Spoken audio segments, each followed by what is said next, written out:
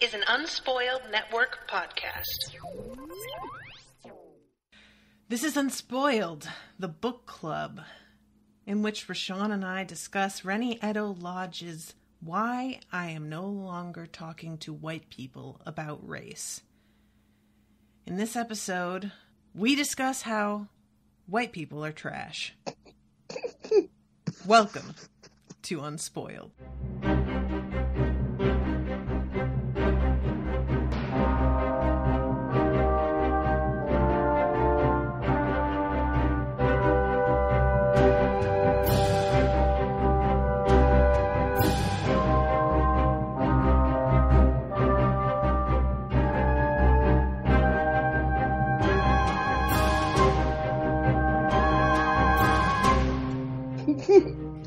It's true, you know.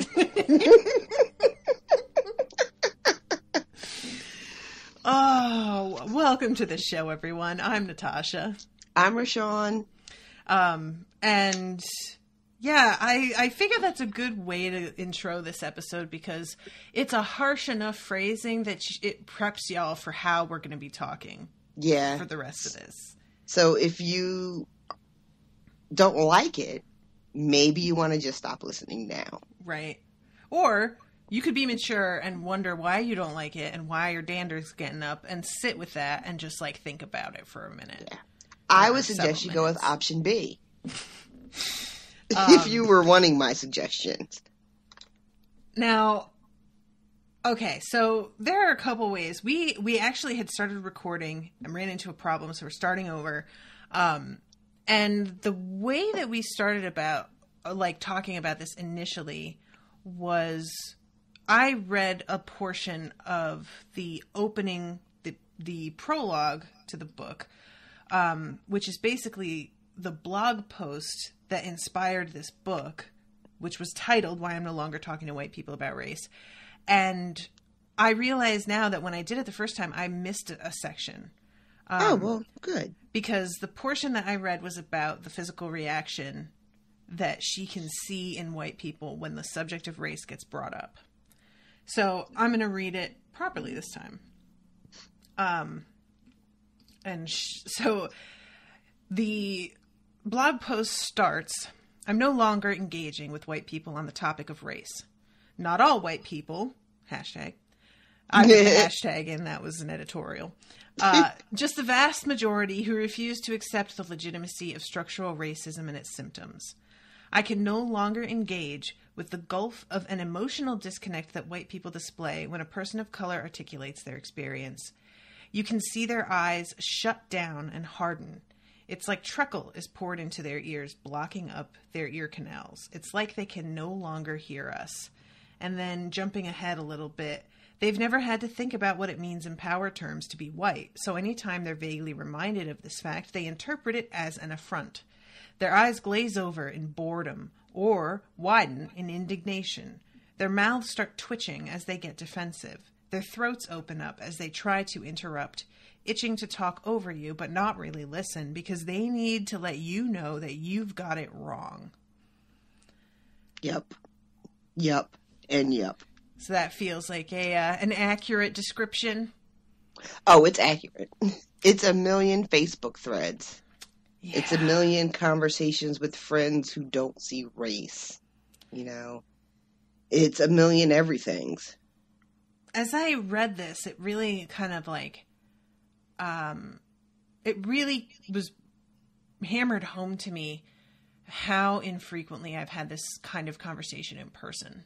Mm-hmm. Most of them are online. Yeah. But that even if I did have them in person, I wouldn't have the concerns that you would have if somebody were having this reaction. Yeah, I don't do it anymore because I don't have the emotional wherewithal or the patience. Mm-hmm. But I had a lot of these conversations when I was younger, face to face, and then more recent history, they happen online. But I had a lot of, well, okay, guys, a quick little history for me, just so you can understand where I'm coming from. I grew up in predominantly white spaces. I grew up in what would be considered sort of like middle to, like working to middle class white areas as a kid in like elementary school. So that I was never the only black kid in class, but I would be one of like 5. So it'd be like 5 black kids and the rest would be white kids.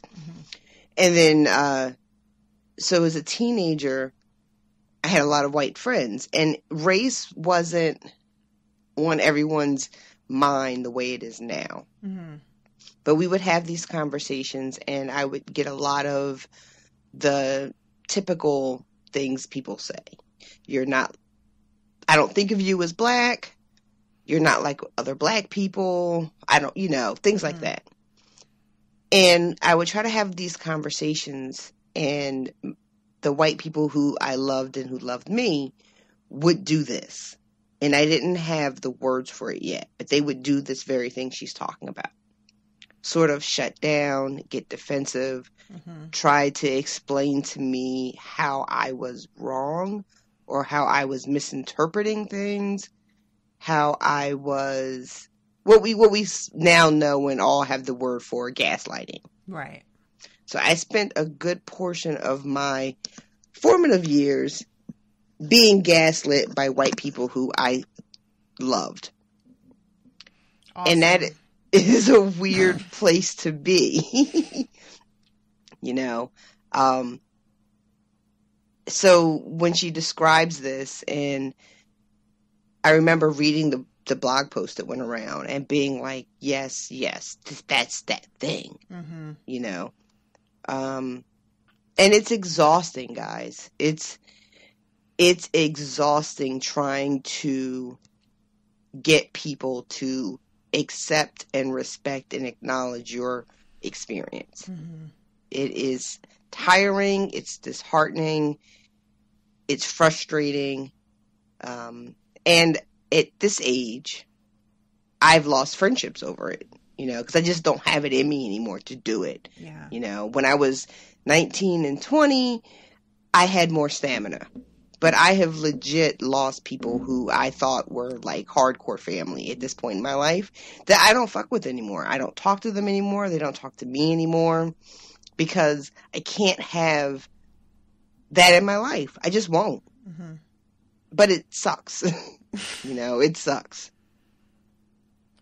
Yeah, this is something that I think really, as the past couple of years with seeing things come so much more to the surface than they've ever been in recent history, in terms of people's prejudices and racisms and sexisms and everything. There are so many isms. All the isms. So many people who are white and deal with family who are racist, and they're afraid to bring things up and create waves. And when I say they, I mean we, because I am absolutely in that camp also.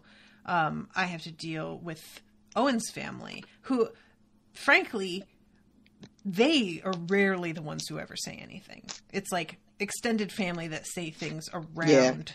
But that I get really anxious about, if this happens, what do I do? What do I say?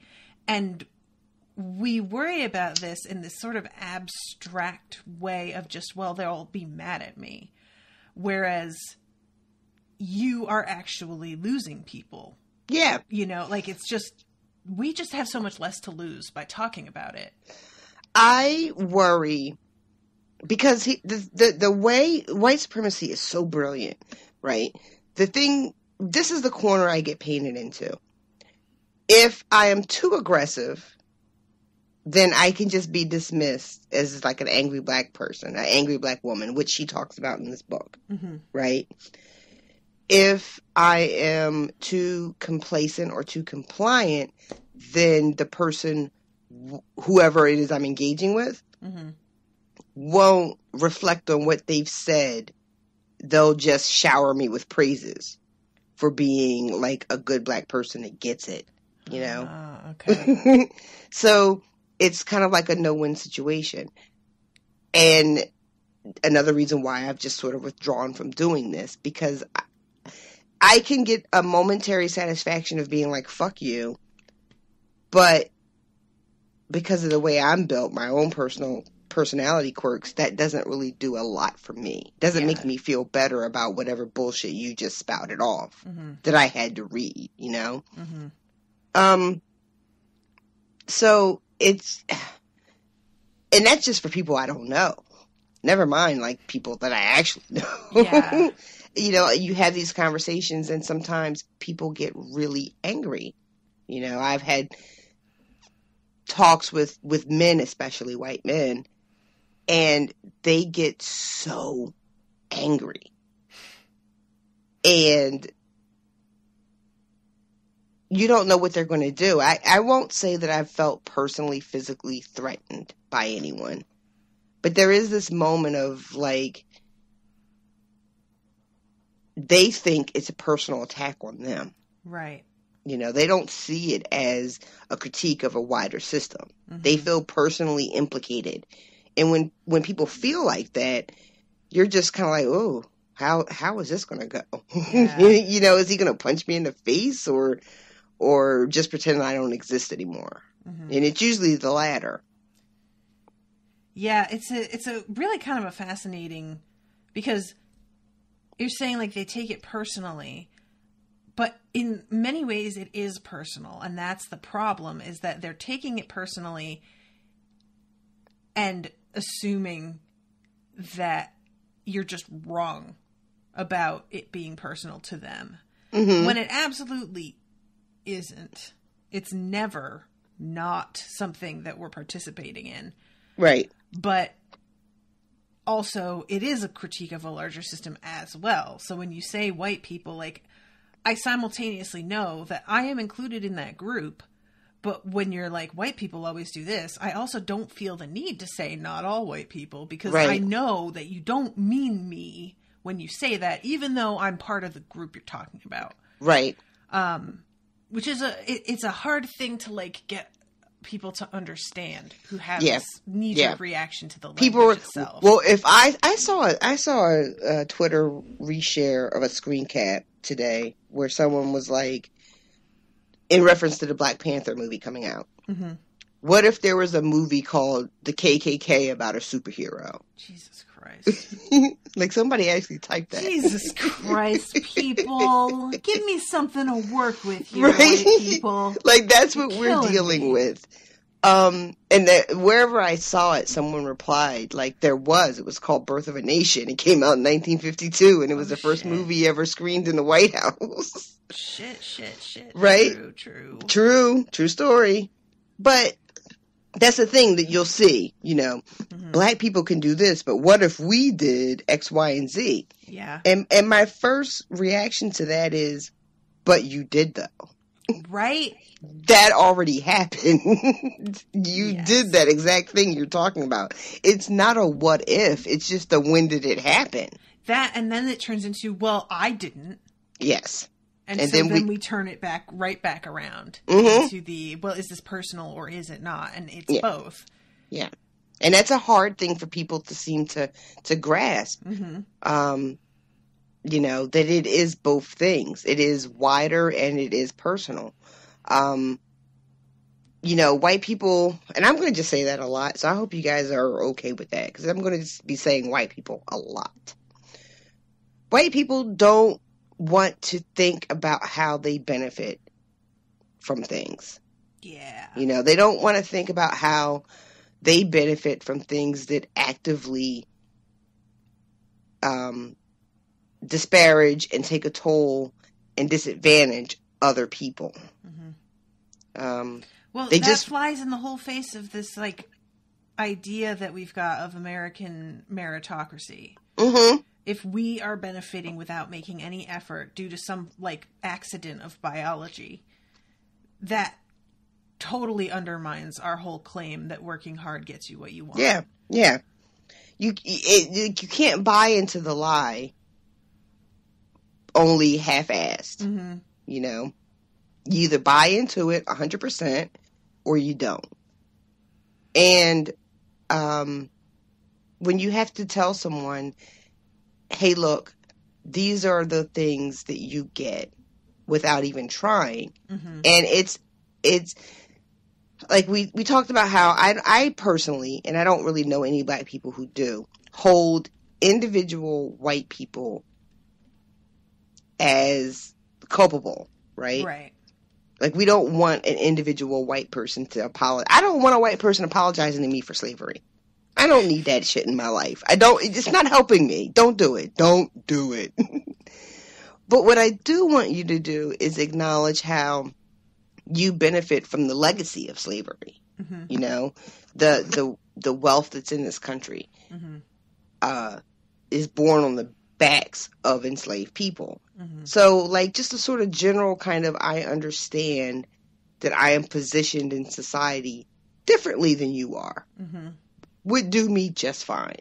I don't need, like, these long ass inboxes of, you know, self-flagellation. Right. That's not what I'm looking for. And I don't think any black people are looking for that, or any marginalized communities are looking for that.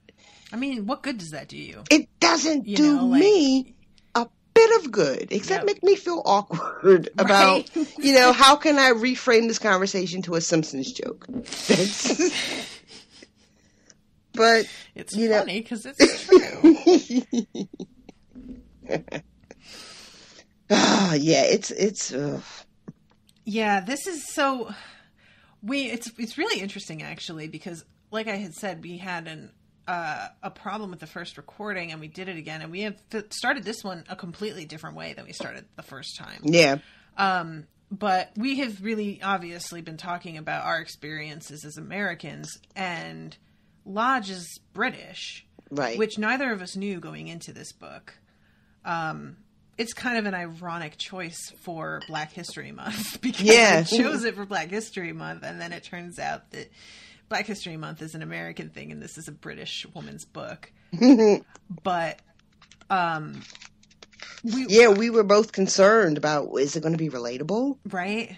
Turns out it is. Yeah, and it's a really striking thing because the experiences on an individual level of Black people feel like she's describing things that I have heard plenty of Americans say. Right. And the history in Britain of Black people's oppression is very similar in a lot of ways in terms of, like, you know, their being segregated and kept out of housing and jobs and but there is a perception that the UK and Europe in general don't have the same problem as America does with racism because they ended slavery sooner and they did not have legalized segregation the way that we did. Right. They never codified their segregation into law the way the United States did. Mm-hmm. And there are things that are vastly different, you know. I said this in the recording that didn't make it, but I personally bought into the idea that somehow Europe was not racist. Mm-hmm. That I could escape there. You know, I vividly recall thinking, like, actively being like, well, I could just go to Europe and, like, I won't have these problems. Mm-hmm. And there is a history of Black people expatriating? Yes. To Europe. You know, Josephine Baker I mentioned, and Paul Robeson, and many others have faced discrimination in the United States, been blackballed, told they can't perform here anymore, been enemies of the state, and have fled to Europe and prospered. And it really does foster this idea that somehow Europe got it right. Mm-hmm. And to read this book was honestly kind of eye-opening to me in some ways. Because I don't think I think my perception was that Black people in Europe are recent, you know. Mm-hmm. They're not like Black people in America who have been here for hundreds of years. Mm-hmm. They're all sort of recent arrivals. And she says that that's true for a lot of people, But the fact that the people who are there are maybe not descendants of enslaved people in Europe, but they're descendants of colonized people. Mm-hmm. And they have a lot of the same barriers that we have here. Mm-hmm. Which was kind of a bummer to learn. Yeah. You know, there was that moment of being like, I'm not going to be able to get this book because it's, you know, she's British. But yeah, you totally get it because it's the same shit. And she describes the way that this book is divided up is the preface, which is the original blog post, and sort of a like brief accounting of what followed the posting of it. And then 7 chapters. Histories, the system, what is white privilege, fear of a black planet, the feminism question, race and class, and lastly, there's no justice, there's just us.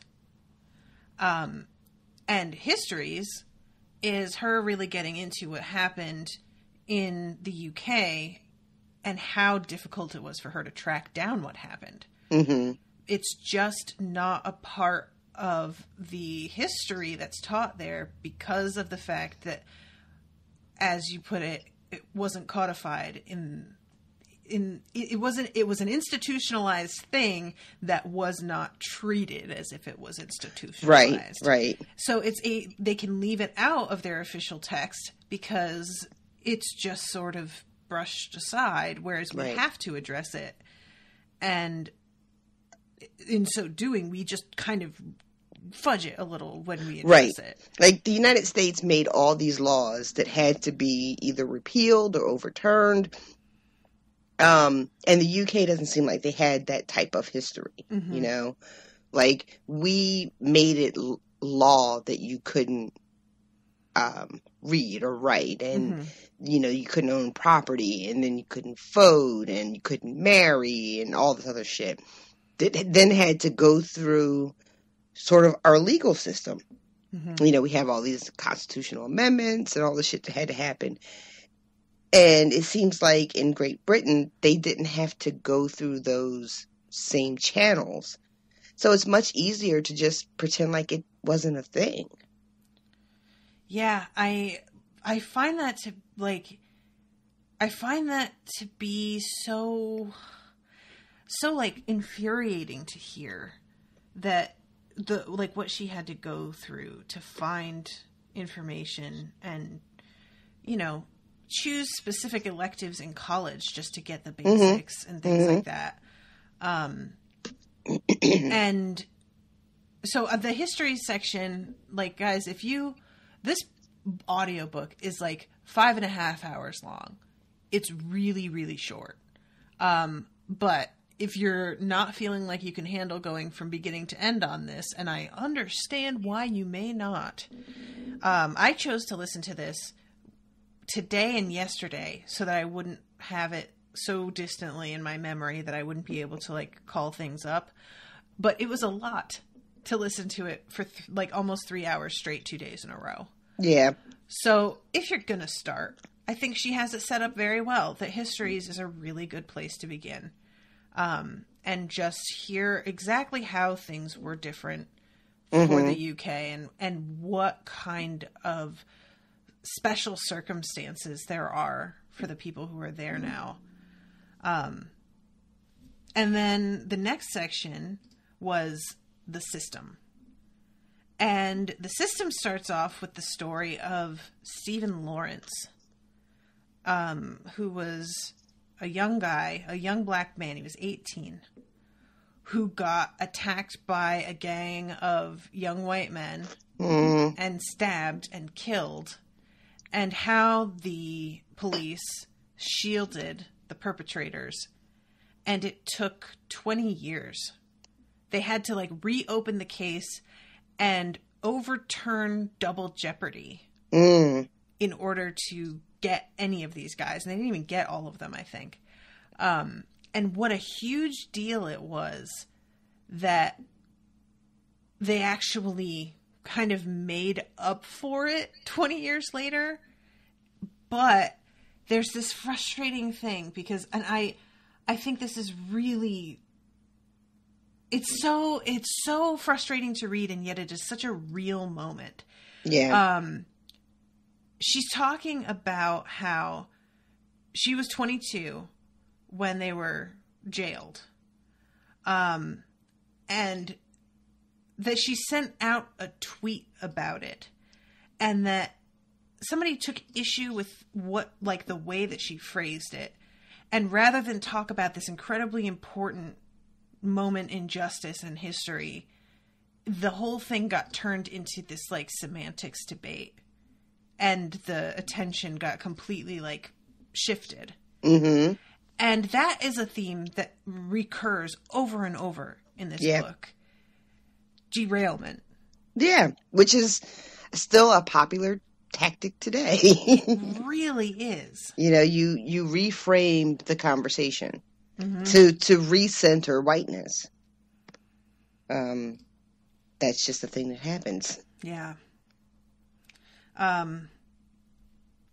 So yeah, that was a really there were several other stories which are all too familiar. Mm-hmm. Involving the police. There was a woman who was shot, and they were trying to her son was suspected in a robbery, and they just busted into the house, shot his mother, and held a gun on her son, demanding where her other son was. And finally, she gets brought to the hospital, and she was paralyzed from the waist down for the rest of her life and wound up dying at the age of 60 from complications of kidney failure directly resulting from the gunshot wound. Jesus. And it took so long for anybody to be held responsible. And of course, by being held responsible, I mean that they eventually issued an apology. Mm-hmm. That's the extent of being responsible for it. Yeah. There's such a devaluation of Black life, right? Mm-hmm. Globally. You know, and that's the thing, too, about reading this book. I was aware, intellectually, that anti-Blackness, that racism, that white supremacy was a global issue, But also, I'm an American, and I tend to be sort of egocentric about my issues and my problems. And I look at everything from the lens of being an American. Mm-hmm. So you start to think that this is the worst of it all, and that it only happens here, Yeah. But it doesn't. It happens all around the world. These very same things that we talk about here in America are happening in countries all around the world. And when she talks about this family, all I could think was, I feel like I saw this story on the news here, but I didn't. I didn't see this story of this family. I saw a million stories of a bunch of different other families. Mm-hmm. But it's the same thing. And that was a really uncomfortable moment for me reading this book. The realization that I think America has a sort of special lock on this behavior, Okay, yeah. That we have the priority on it, that we are the only ones that are dealing with it, or we're dealing with it the worst. Mm-hmm. But we're not. We're not. No. There's enough of it to go around for the whole world, apparently. Yay! Yay! So similarly, because we were talking about the system chapter, beyond just the outright violence, there is, in the system built in this lack of opportunities and a predisposition to give whatever opportunities there are to white candidates instead, whether this be internships or job applications or college applications or whatever. Yeah. And she gets into the idea of the concept of affirmative action. Yeah. And she keeps calling it a scheme, too, which is Yeah. was weird because scheme has such a negative connotation here, which I just thought was really funny because so many people think of affirmative action as being negative, as being Right. unfair, that every time she said it, I was just like, oh, wait, why is she saying it like that? Yeah, there's a couple different words like the British use in a different way than we, like, it means generally the same thing, but Mm-hmm. the subtler, like, implications of using that word are very different. And Yeah. I have to check myself, like, not just in this book, but in a few others, that I was just like, whoa, why the hell? And then I realized that they did not mean it the way that I took it at all. And I thought it was really striking that she's discussing the life trajectory of a hypothetical black boy, Mm-hmm. and mentions how BT dubs, it's always boys too. There are virtually no studies of black girls. There are no black women. We don't exist. Yep. Awesome. Yeah, that's a whole other thing. And I don't. She doesn't have an opportunity really to get into it, and I understand why, because this topic is sort of so broad, you know, Mm-hmm. that it's Get it? you. But you know, the black women are invisible, except for when people need us to be their mules. Mm-hmm. You know, they need us to carry their water. They need us to show up and vote so pedophiles don't take office. Oh my god. But otherwise, we don't exist. You know, we're leading movements and marching in the street, but for the most part, we don't exist. You're either a white woman or a black man is like a common refrain you hear in justice circles, you know. But so she's talking about a hypothetical black boy and his life trajectory. Yeah, and I mean, I feel like this is something that I really like.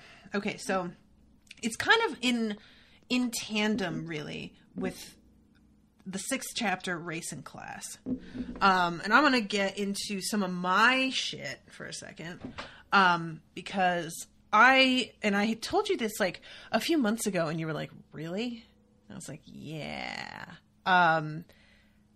It is a recent thing for me that I understand any of this, guys. Like, I want y'all to know that, like, where I'm at right now, I've had people on Facebook and, like, Twitter message me and be like, you've taught me so much. And I'm like, I do not get credit for that, because I only just figured any of this out, and I still don't get a lot of it. Like, I don't grasp deeply part of why this happens.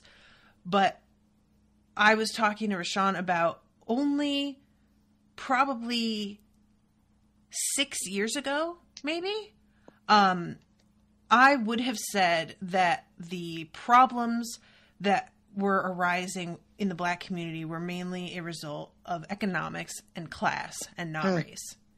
And that was how I understood it, because I wanted it to be one thing or the other. Right.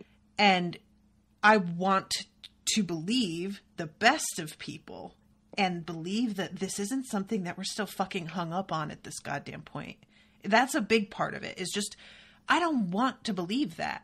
And it's been forever, and we are better than that, right? We have to be better than that, right? And so that is 100% where I came from and I'm saying ignorance in a combination of ways. In my, like, active denial, and also ignorance in that I didn't read about it. I didn't find out about it. I didn't understand the data. And we're getting into this area of history now where data no longer means anything to a lot of people, because it really doesn't. The sources of it are fucking, like, right, trying to take over the world with some Kabbalistic, like... Right. But like, that was what convinced me, was when I was still in Philly when a lot of the more publicized instances of police violence started to happen that had been caught on camera and were being talked about a lot more.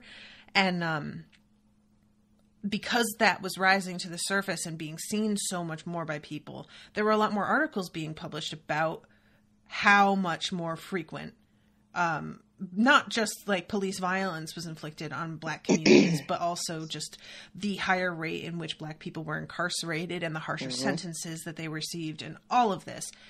And once I saw the numbers, I was just like, oh my God.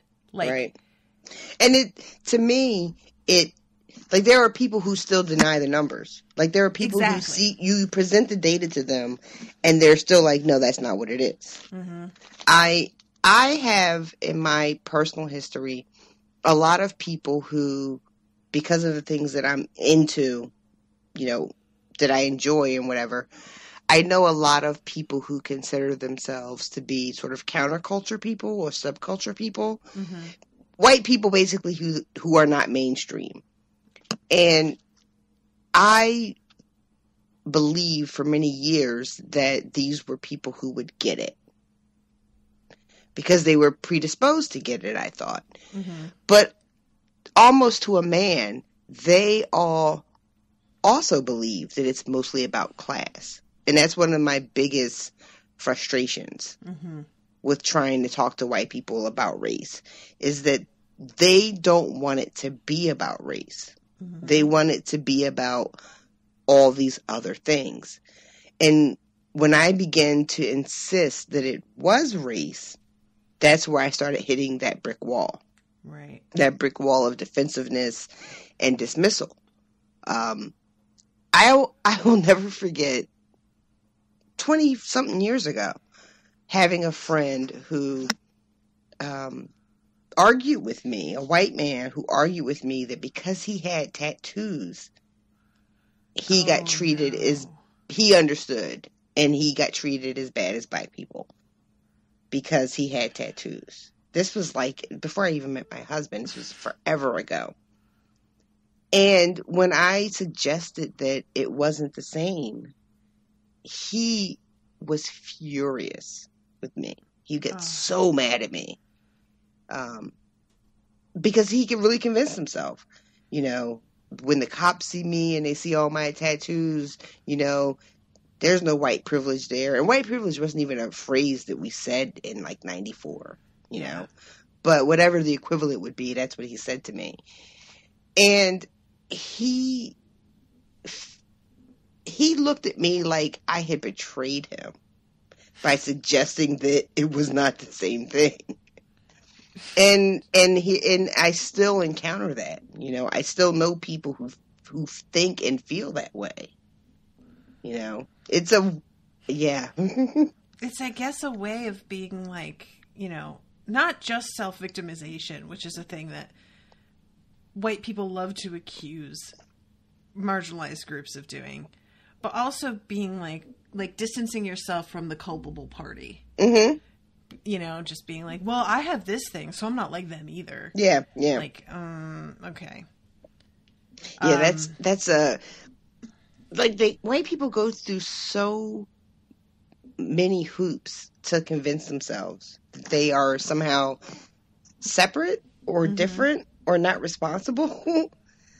And when you try to be like, no, that's not a thing, they get really mad. I just like, okay, so sorry, I'm getting off topic here.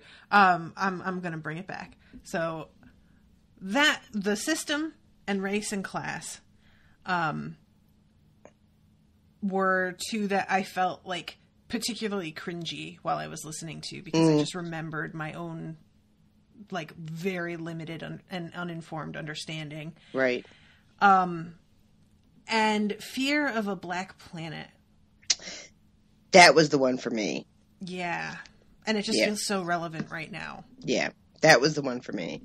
That was and we talked about this in before, but this idea that, okay, so at the root of all of this, I firmly believe it has always been the idea that if white people cannot be the minority, like there is a fear of suddenly finding yourself on the other end of the whip,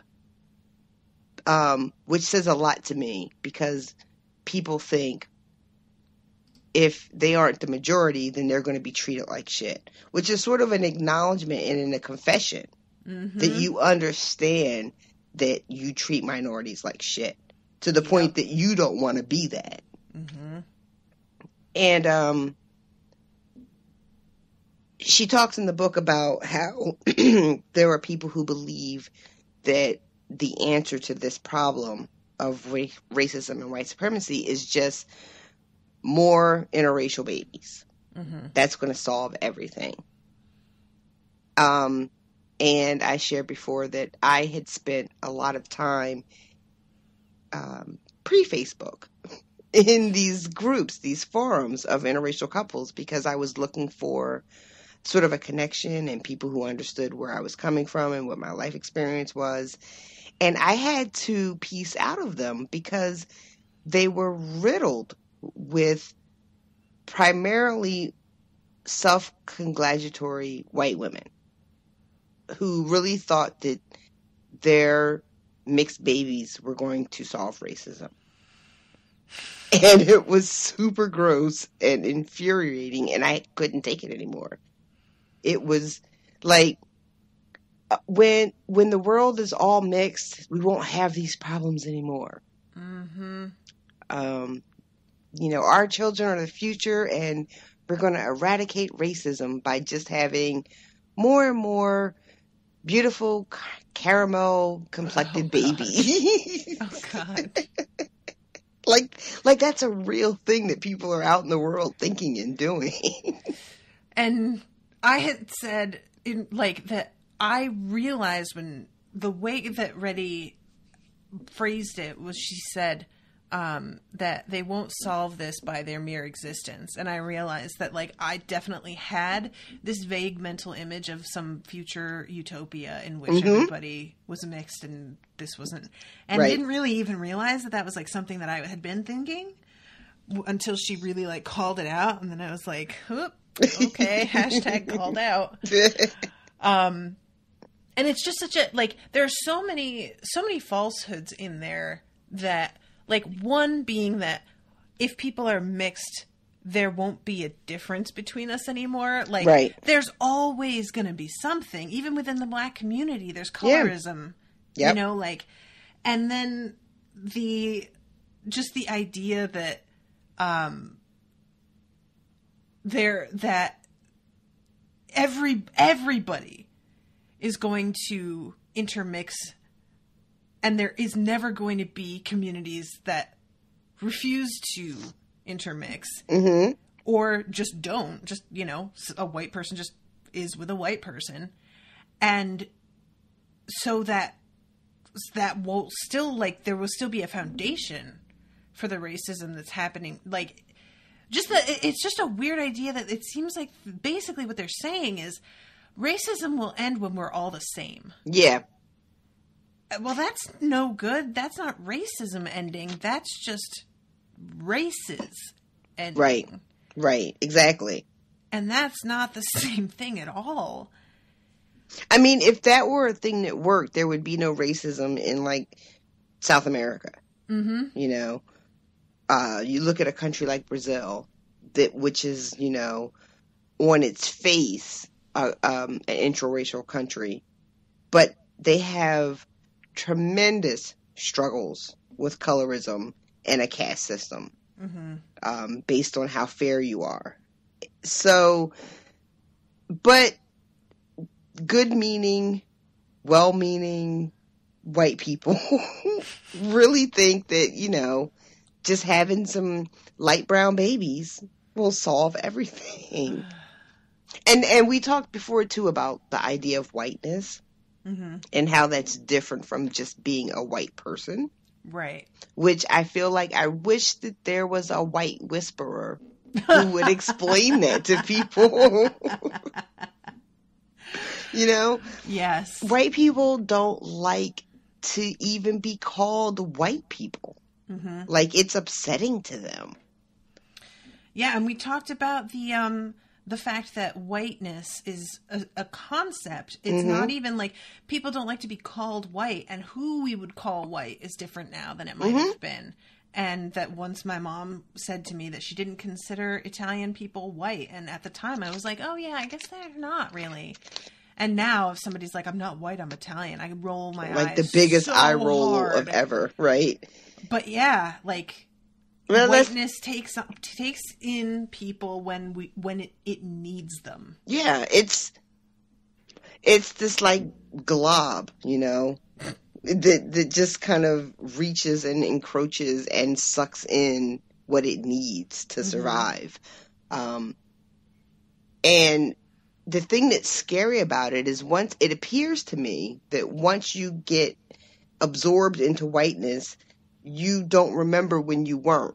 Yeah. Which is my big frustration when I talk to white people who are of like Italian descent or Polish or Jewish or whatever. It's like they don't remember when they weren't white. They remember the oppression and the segregation, like to your point you mentioned earlier, they'll throw it out, you know, right, if they need to, but they don't really remember that they weren't always white. And Black people can never be absorbed into that, which is a whole other. She doesn't really talk about it in this book, but that's a whole other conversation. Yeah, like because you need Blackness to exist for whiteness to be a thing. Yeah, I guess you're right. So all these other groups sort of, you know, can get into it if they're lucky. But there are some groups that will never, you know, be a part of that. Right. And that's where Blackness falls. We always have to be Black.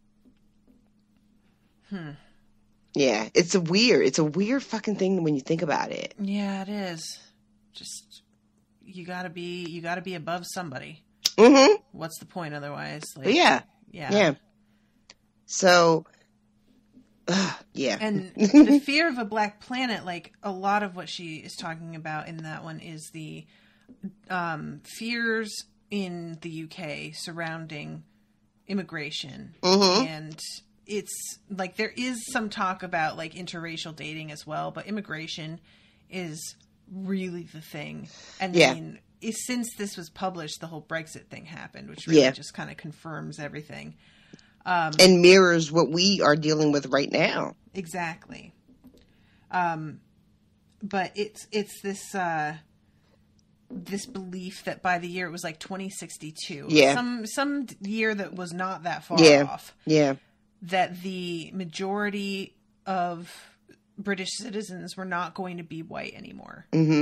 And they would officially, the white people would be a minority, and that in their eyes, Britain would be gone. Yeah, Britain wouldn't be Britain anymore. Yep. And you know what's funny is I can recall being a teenager and hearing stats like that.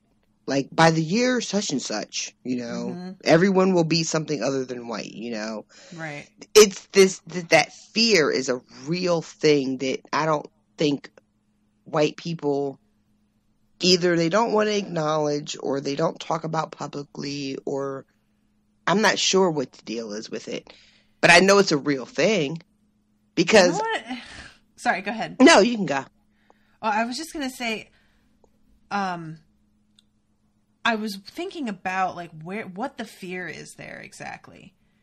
And you know what I think it is that we are afraid that once we're the minority, we're going to get our comeuppance. Yeah, that's exactly what it is. That's like, we're just afraid, like, it's not just we don't want to be subjugated the way that other minorities have been subjugated this whole time, but specifically white people have been responsible for so much horror. Yeah. That we're afraid we're going to be around when karma comes. Yeah, you're afraid of the reckoning. Yeah. And I honestly believe that it's somewhere in every white person, there's a little small part of them that understands that reckoning is due. And who wants that? Right. And I mean, I kind of do anyway. Yeah. I'm fine with it. Like, it's not like I'm like, yeah, I want to die for the cause, but like, what's odd to me to go. What's odd to me about that fear is that there is no historical basis for it. True. There is nothing that you can point to in history that says, well, shit, this is what'll happen. Yeah. At least as far as I can think of off the top of my head. But it's there anyway. And I don't think that... Maybe that's why. Because it's never happened. That's why the fear is so profound. That's a good point. That's a good point.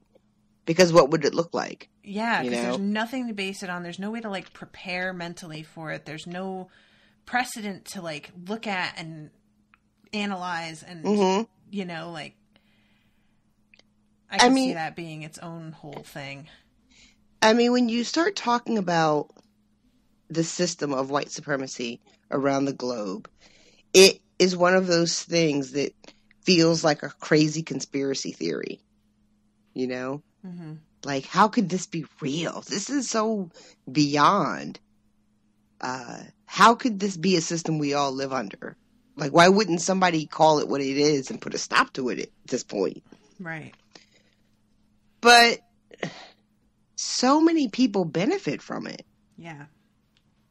And when she talks about, like, she interviews, and this was the one drawback to this book, I'll say, and it's my own ignorance. It's not a reflection of her at all.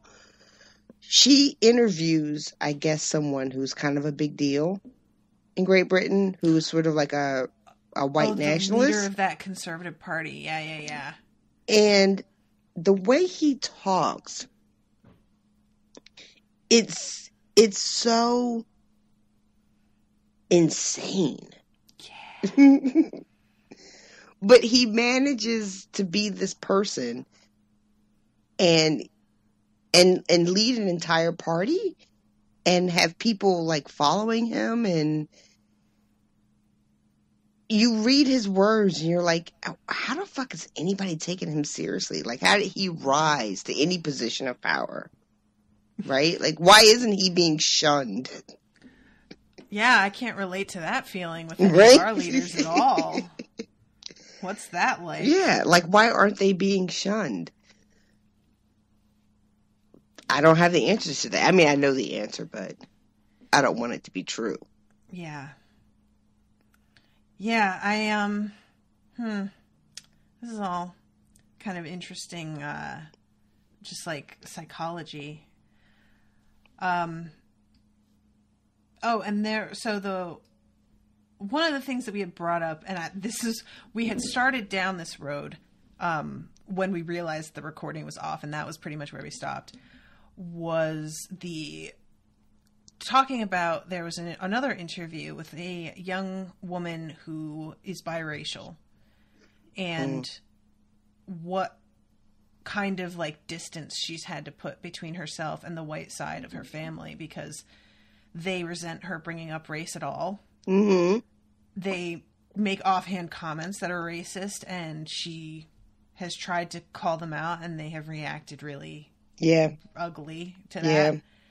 And even her own mother, who she says she has, she still has a good relationship with and everything. Right. Will still like say things without thinking that are just really not okay. I think her mom made like a big dick joke, like a big black dick joke at one point, and it was just like, oh. And she was talking about the disconnect too. I believe that she said that her father basically left. So she was raised by her white mother and didn't have like any context for her own history. And it didn't matter when she was younger. And then as she started to get older, she wanted to understand why she was being treated certain ways or where she came from. And that was something that I found really fascinating because I could relate to that even though my father was around. Like, I was younger and didn't try to learn Spanish. And then once I got to be around 17, 18, I started to be like, oh my God, I should have learned this. What have I been doing? This is my family. Like, why? And I went and lived in Guatemala and Honduras and Costa Rica for a while, like immersing myself to try and learn and almost play catch up. Mm-hmm. And I just can't imagine having absolutely nobody to help me through that. And and just simple things that she mentioned about like just taking care of her hair. Mm-hmm. I know, a lot of women who, especially a lot of like biracial women who are, parents are black and white. And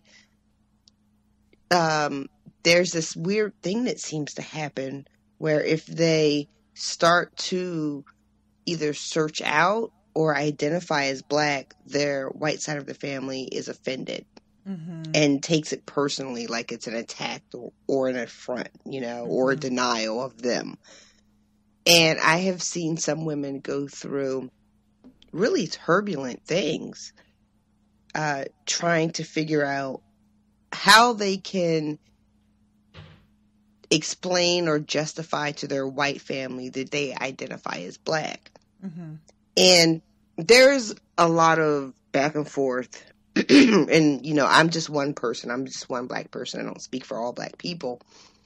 But there's this thing that, like, if you're mixed race, black and white in the United States, odds are you will be perceived as a black person. Because that's just how our system is set up. And there's a certain amount of pushback to that. And some people will say, well, I'm not going to choose. I'm black and I'm white and that's just what I am. And they can say that, but the world still looks at them like they're not white, which is really what it comes down to. Either you're white or you're not. And it almost doesn't matter what the not is. The important thing is that you're not white. And when she interviews this woman, it's really painful to listen to. And the woman talks about trying to connect to her, like to maintain the connection with her white family and how it fractures the more she tries to figure out what her identity is. I think she says there were like relatives that she had to like unfriend on Facebook and like uncles she can't talk to anymore and all that kind of stuff. And it's a thing that I see a lot. I mean, it's not my personal experience, but I've seen enough women talk about it that I know it's a real thing.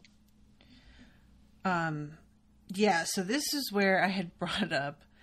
Now, don't get me wrong, because racially, I'm white. Like, I look white, I'm white. So I haven't actually experienced this kind of discrimination. I have just seen the weird disconnect with my white family around my dad. And around the rest of my dad's side of the family. And I had just finished telling you how my dad's nickname... Oh my God. That my uncle called him for the first 10 years of my life was the wetback. I can't even.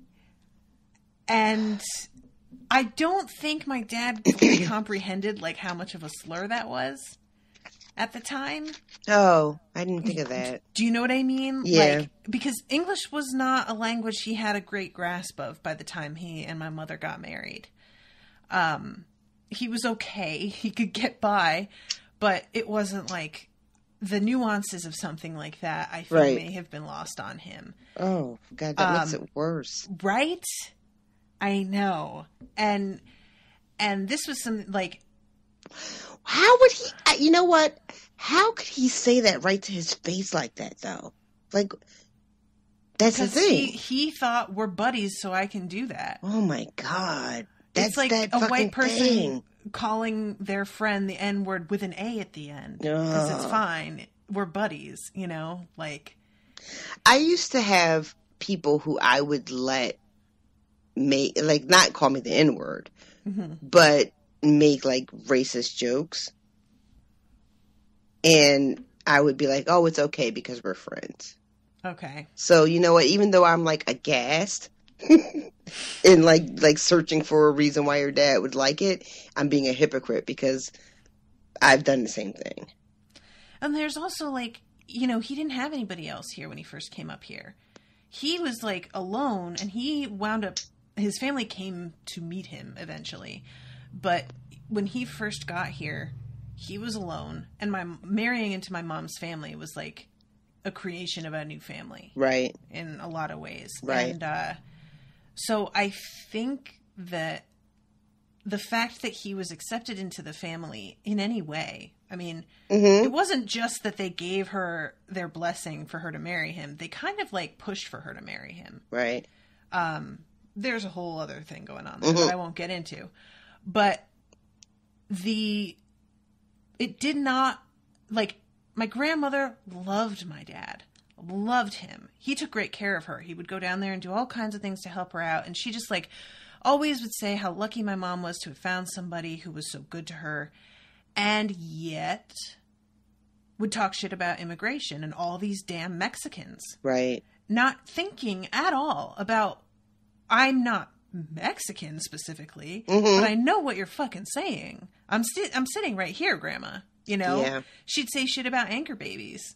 And I'm just like, okay. You know, it's just the kind of thing that it is like there's this like moment of just total disbelief where you're just sitting there like, do you remember who I am? No, they don't. They don't. No. They don't think of you that way. No. They think of you only as a reflection of them. So they only see the part of you that's them. Yeah. Yeah, and it's like even more than that, they see you as an actual person. They don't see you as the problem, the faceless problem, the boogeyman. That's the thing that's the thing that's so frustrating to me about talking about race with white people is, in my experience, white people will enter these conversations, and she talks about this as well in the book, as though their objectivity somehow gives them a superiority, you know? Like, a lot of times white people will enter these conversations as though their objectivity means they're right. You know, you can't take my word for it because I'm emotionally invested. I can't see clearly.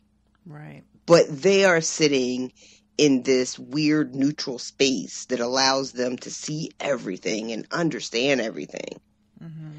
And that is a weird thing that's hard to combat. Like white people have a tendency to think that, oh, well, I'm not personally affected by these issues, so I can tell you what's really going on. And then if you are insulted, you are somehow emotionally immature, or, you know, you're too sensitive, or a million other things. You're taking it personally. It's not personal. Right, exactly. But when you try to explain to them how they're being defensive and they're taking it personally, then it's crazy talk. Then it's reverse racism. And it's reverse racism. All right, so that kind of covers Fear of a Black Planet. The feminism question. This was the one that spoke to me in particular because of my recent like forays into learning about feminism and like getting a deeper understanding of the patriarchy and the ways in which feminism affects men. And I hadn't understood a lot of this when I started the podcast, the broadcast, a couple years ago. And there were a couple black women that I reached out to be on the show who showed no interest, less than no interest. They were like actively like, lol, no. And I didn't understand why at the time. Right. And now they did not have the kind of relationship with me that would trust that I would be somebody who would actually listen. Right. And I can't say that I would have listened because I didn't get it. I didn't understand where they were even coming from initially with having this reservation about it. But when I was listening to her describing her first forays into feminism, it was just so frustrating. Right. It's frustrating in a couple ways, but one of the worst ones was wondering, would I have said, this isn't the place for that. You have other groups where you can talk about that. Yeah. Would I have done that? I want to say that I absolutely wouldn't, but I don't know that I would before I understood like all of the layers of what was going on. Yeah. We were talking off, mic or whatever at one point. I think I was sharing with you this article I had read about call-out culture and how it is actually something that has existed for a long time where it's okay. Like, I think the example in the article was the unionizing efforts that happened in like the 20s and 30s, especially when communism was picking up traction in the United States before World War II. And there was this coalition of, workers' rights and black rights and how you could put them together and try to accomplish something. And then black people started to be like, okay, this is great, but what about these other things? And they got accused of what we would call today, like playing identity politics. Right. And that's a thing that happens with white feminism, where it's fine to use the labor of black women, but then when black women are like, what about these other things? Then it's, you're divisive. Mm-hmm. We'll talk about that stuff later. We have to get like equal rights for women first, and then we'll come back to your issues. Right. Which historically has never happened because you never come back to our issues. Yeah. And more often than not, you have a tendency to throw us under the bus, like Susan B. Anthony and so forth. Like, you have a tendency to align yourself with white supremacy and patriarchy when it keeps you in a comfortable position. You're willing to sign off on those things. Right. And I mean, we just had a bunch of women's marches this past week or so, right? Oh, brother, here we go, guys. And that shit is a hot mess because white fucking feminism, TM, will not stop being the thing. It can't seem to help itself. Yeah. Like the woman you ran into who sold, cat ears and... It just... She was the white feminist. Like, if I could screenshot and use her as an example everywhere, I would do it. It is unbelievable. It's the kind of thing that when you are somebody who does understand a little bit better, and you hear about women acting this way, you think that that's not... Like it's an exaggeration. Mm-hmm. Yeah. And she she ticked every box. It's race is only being used to divide us. Don't fall for it. Mm-hmm. We have to stick together as women. We're women first. Yep. Which, how do you get to say that you're women first? How do you fucking what? Yep. Just the whole thing of accusing anybody who tried to get her to see that she had some measure of privilege at all was there was any way that she could. If it was a man who said it, she discredited him because he was male. If it was me who said it, I got discredited because I'm a podcaster. Who cares what I say? Podcaster. Or the final thing that she would fall back on is, well, what have you done lately for the cause? If you haven't done something, you don't get to say anything. And it just gets to a point where you keep moving the goalposts for who you're going to listen to, and there's eventually nobody left except for other white women. Basically. How about that? It's like it's so frustrating. They talk about how when you think about feminism, and I guess it would be I don't know if it's the first or the second wave of feminism, but how the women, black women's experience in this country and white women's experience is so vastly different. Mm-hmm. When you think about the goals of getting women into the workplace, right? Mm-hmm. Like, women don't just have to be stay-at-home moms. Not that there's anything wrong with that. But, you know, we can go out, we can work, and we can excel, and we can rise in companies and all that other kind of shit. But you look at the history of this country, and you think that black women have always been in the workforce. Mm-hmm. Always, always, always, always. You know, from being enslaved to working in the fields to working in white people's houses. That's the idea that black women need permission to go out into the workplace was never a thing. Mm-hmm. And for white women, it was. That was a very real kind of barrier that they had to break through. Right.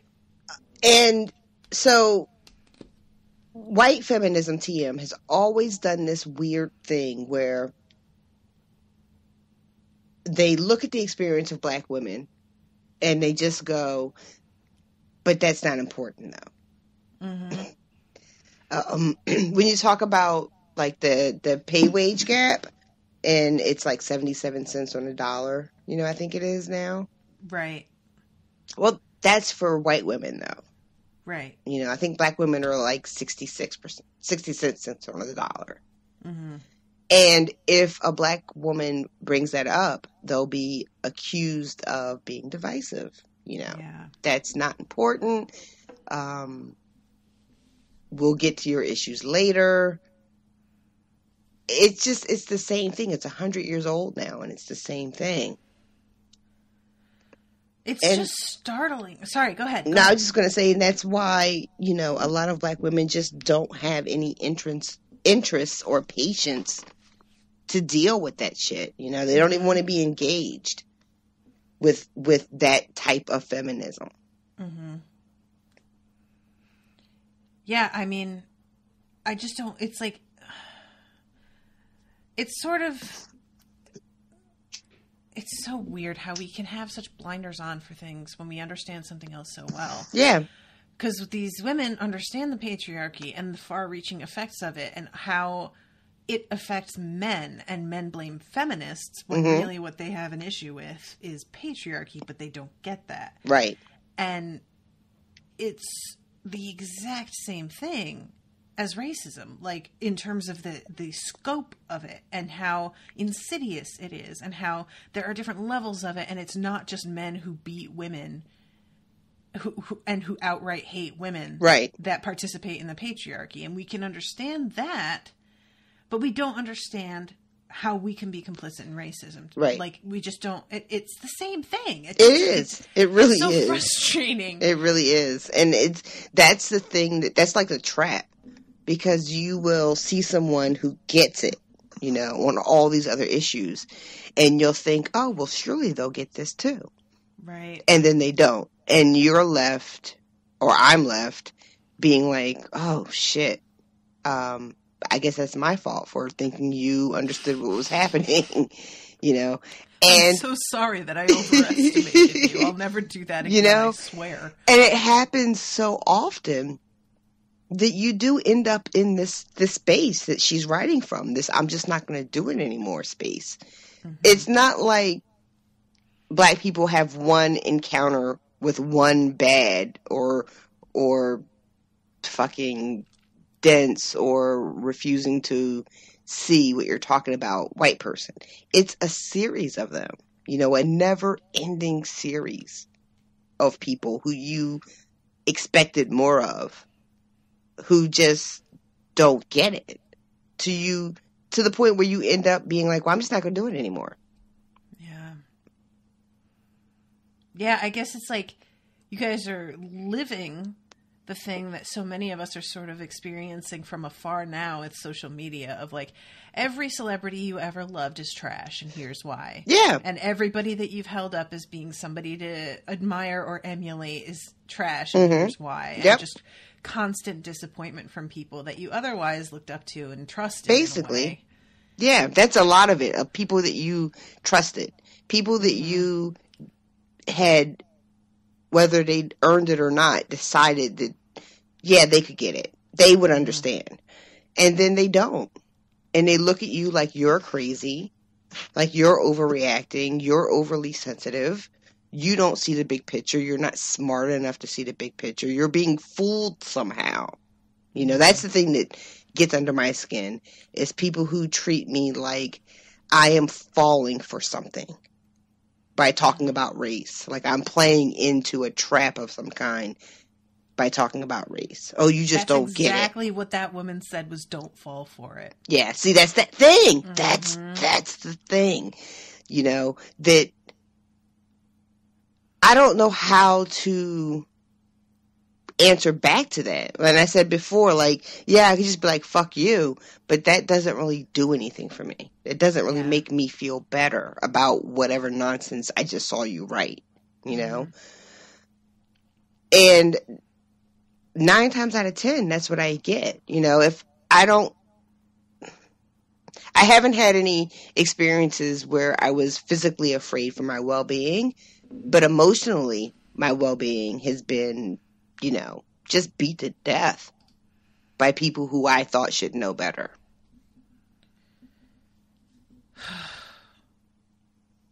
I'm sorry.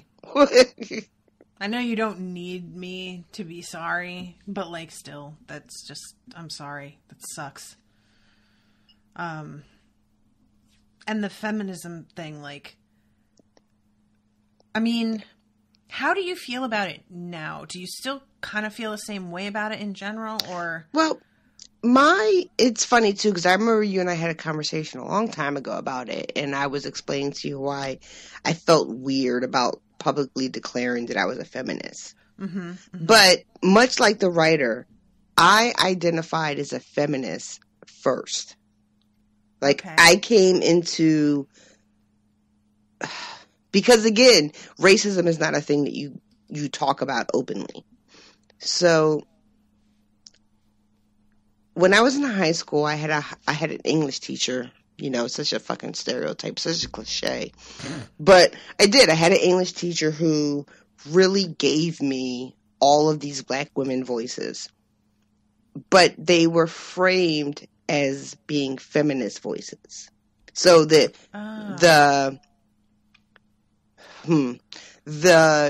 focus was on how they were feminists and not how they were black women. Like Audre Lorde, Toni Morrison, and Alice Walker, and, you know, all the good women who say all the things. So I was really comfortable with that too. And then when I started to think about the racial aspects of it, all these women that I kind of grew up with, and like students my age, and the teacher herself, when I started to try to talk about race specifically outside of feminism, I started to bump against that wall. Okay. Like when I was like 20, you know? And I was baffled. Like, honest to God. Because these were people who I had been communing with for years. Right. And I couldn't understand why the door seemed to be suddenly locked. Like, I just didn't get it. I didn't get it. And it took me a little while to recover from that.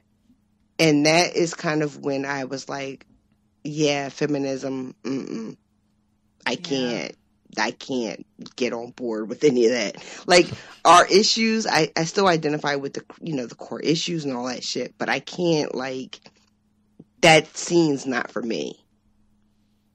You know, I can't trust them, is really what it came down to. Oh, I can't trust you. And it was a really lonely place to be for a long time, because it was like like social media, you know, right. and I wasn't in school anymore. So I was just kind of out there in the world with all these ideas and like no community. Huh. Yeah, it was a bummer. And that seems similar to, like, she wound up finding a women's group finally that was black women, and they made sure not to allow white women into the space at all. Yeah, but. And I kind of had to do the same thing. Not as academic as hers, but just more like, shit, I need some black women friends. Like, it was just that, it was that fucking basic. Like, I have all these white women that I love who we talk about all this stuff, but eventually I hit a wall and I can't talk about this shit with them. And it sucks because we can talk about everything else. Huh. Man, yeah. I can't think of anything comparable.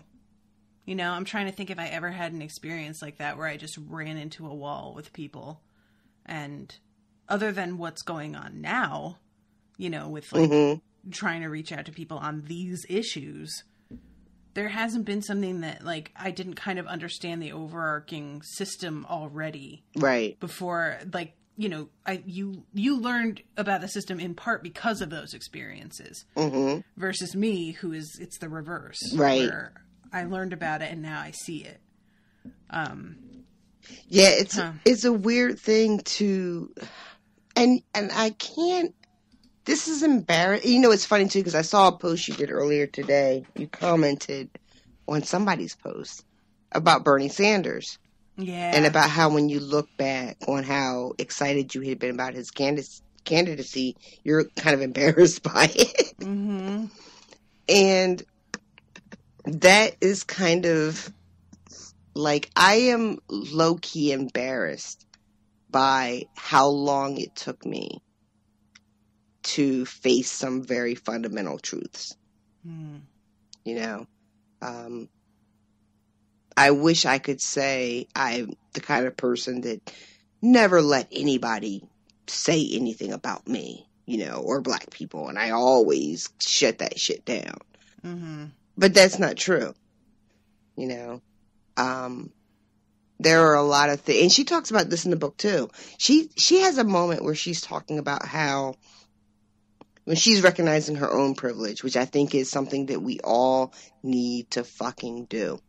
Yeah. Across the bike thing. Yeah, the bike thing, and she talks about her education, how she speaks. There's this.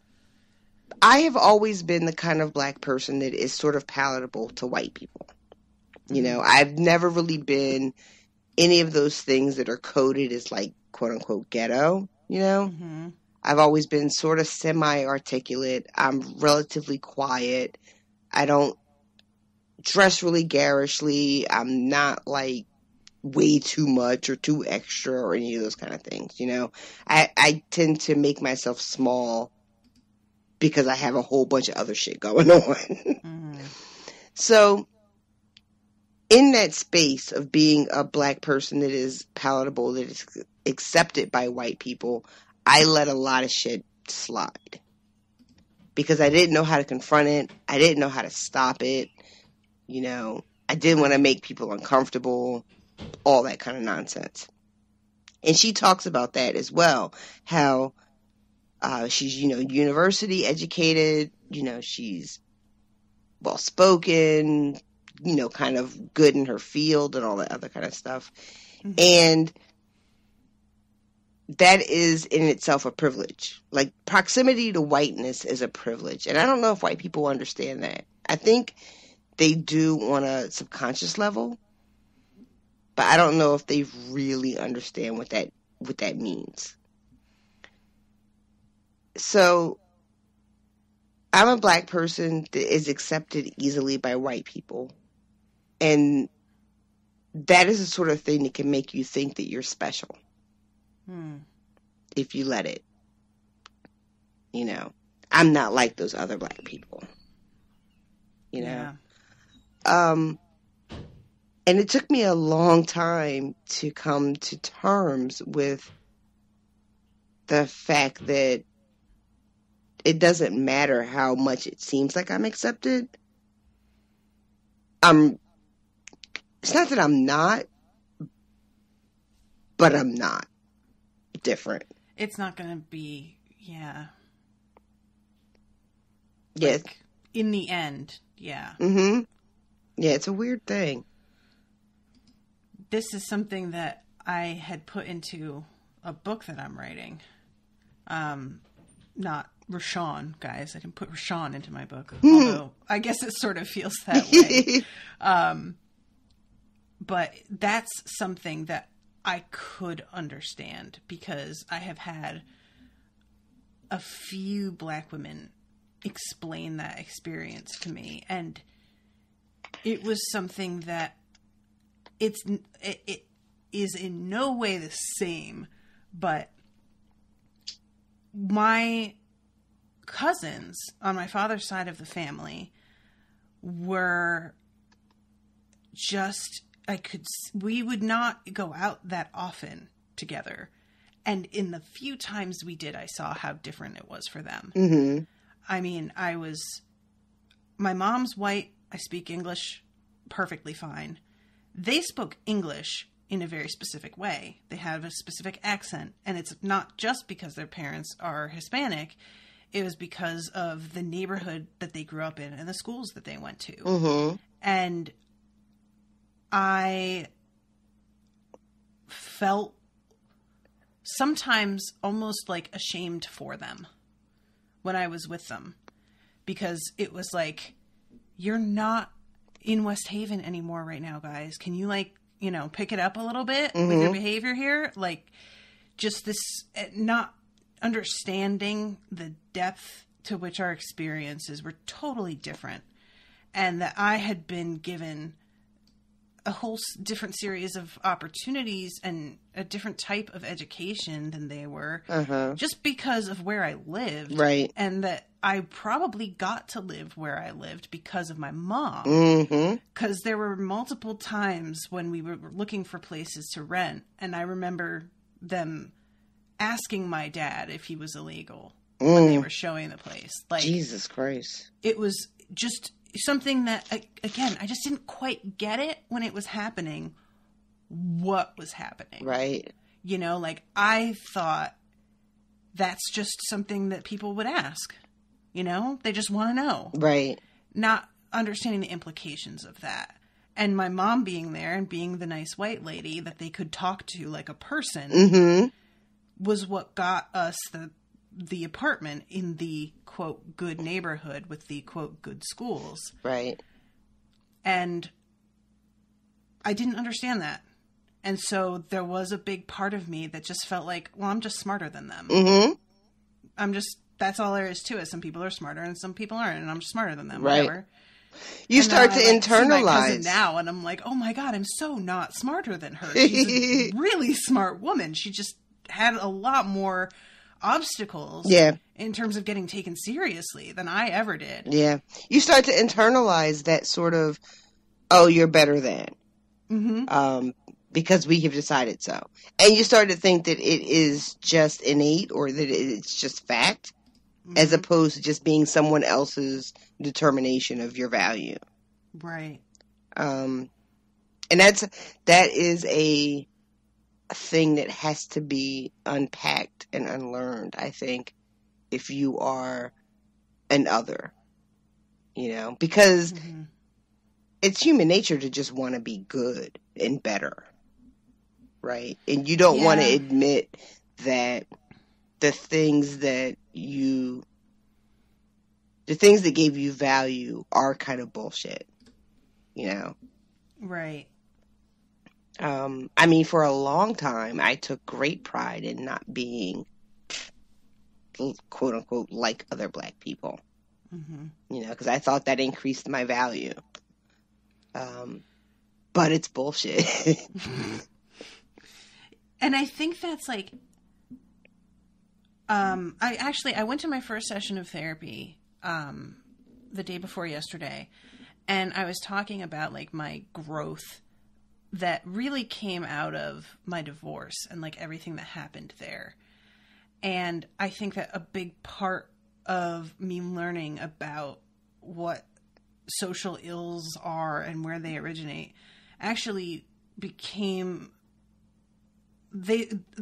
I started to see them because of some revelations that I had due to my divorce. And one of them was that I always have considered myself a pretty self-aware person, more self-aware than the average person. And I thought that was an end in itself. Mm-hmm. That, you know, I was self-aware, good for me, I'm done. Like, not understanding that, yeah, you can be self-aware and still be an asshole. You just know you're being an asshole. Does that make it better? Is that... And if you are self-aware in that you realize you're being an asshole, but you don't pursue that and look at why you're doing what you're doing and thinking what you're thinking and saying what you're saying and believing what you're believing, that's really not self-awareness. You're just at the very, very surface of understanding, like, the most basic shit about yourself. Right, right. And that's where I think a lot of people get hung up, is that they think that if they stop to think about this stuff at all, that they've, like, accomplished something. Mm-hmm. That ties in really well with the chapter she has on white privilege. Mm-hmm. Where one of the frustrating things for me when you talk about this, first of all, you can't even say white privilege anymore because people get fucking batshit crazy. Oh, my God. But this idea that you don't have it because your economics don't support it, right? Like, I can't be poor and have white privilege. You know, or I can't be aware of social inequity and still have white privilege. Because people don't understand what it really means. And when they start to look at it in their own life, they think just by looking at it means they don't have it anymore. Mm-hmm. You know, I don't carry it anymore because I know what it is. Right. Which is the whole thing you're talking about, where, like, I can be self-aware and still be an asshole. Mm-hmm. Like people, like, I remember when saying that phrase wasn't a thing at all. No one ever said it.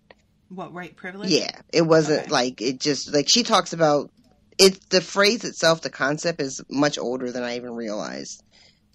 Not the reality of it, but the fact that it had been given a name and had been discussed. Right. But yeah, it wasn't a phrase that was thrown around when I was in high school or college. But now if you even suggest someone has it, they lose their shit. Yeah, they do. And I don't think that it's that hard of a concept to understand. So I'm not sure why people think it's not a thing. I love you so much. Just this.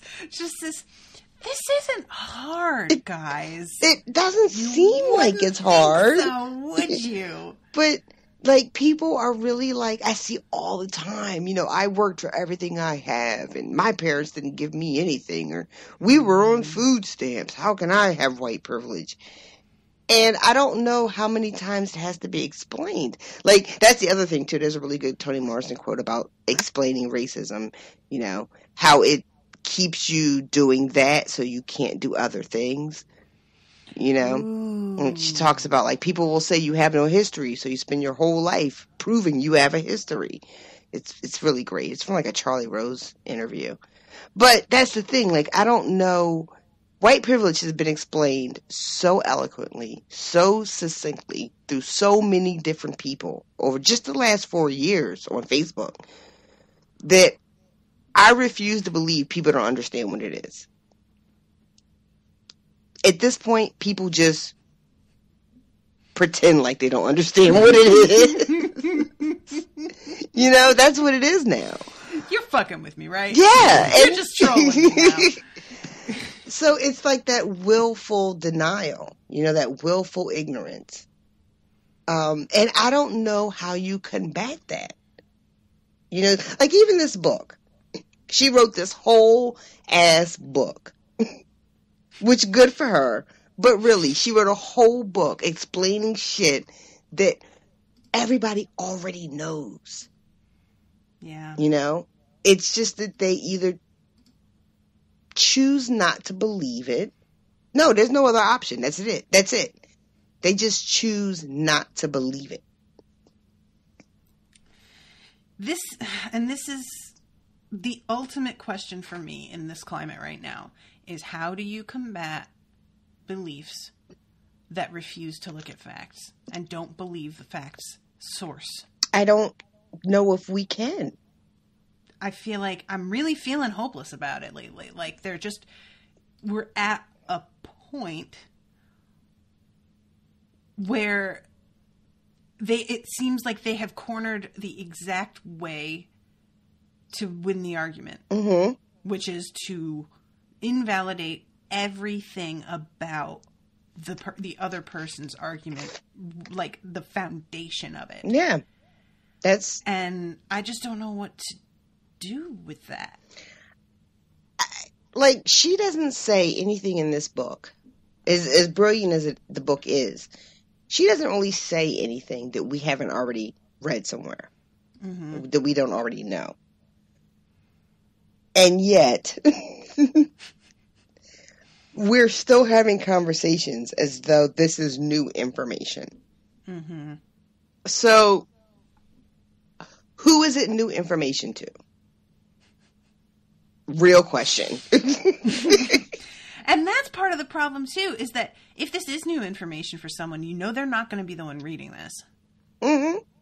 That's the part that I get the most, discouraged by, is that I know that there are going to be people out there who might be able to get something out of this. Like, I was, don't get me wrong, there was a lot in this that I didn't know, especially about, like, the British history and, you know, her personal experiences, like specific incidents that she was describing that were kind of like watershed moments in British history.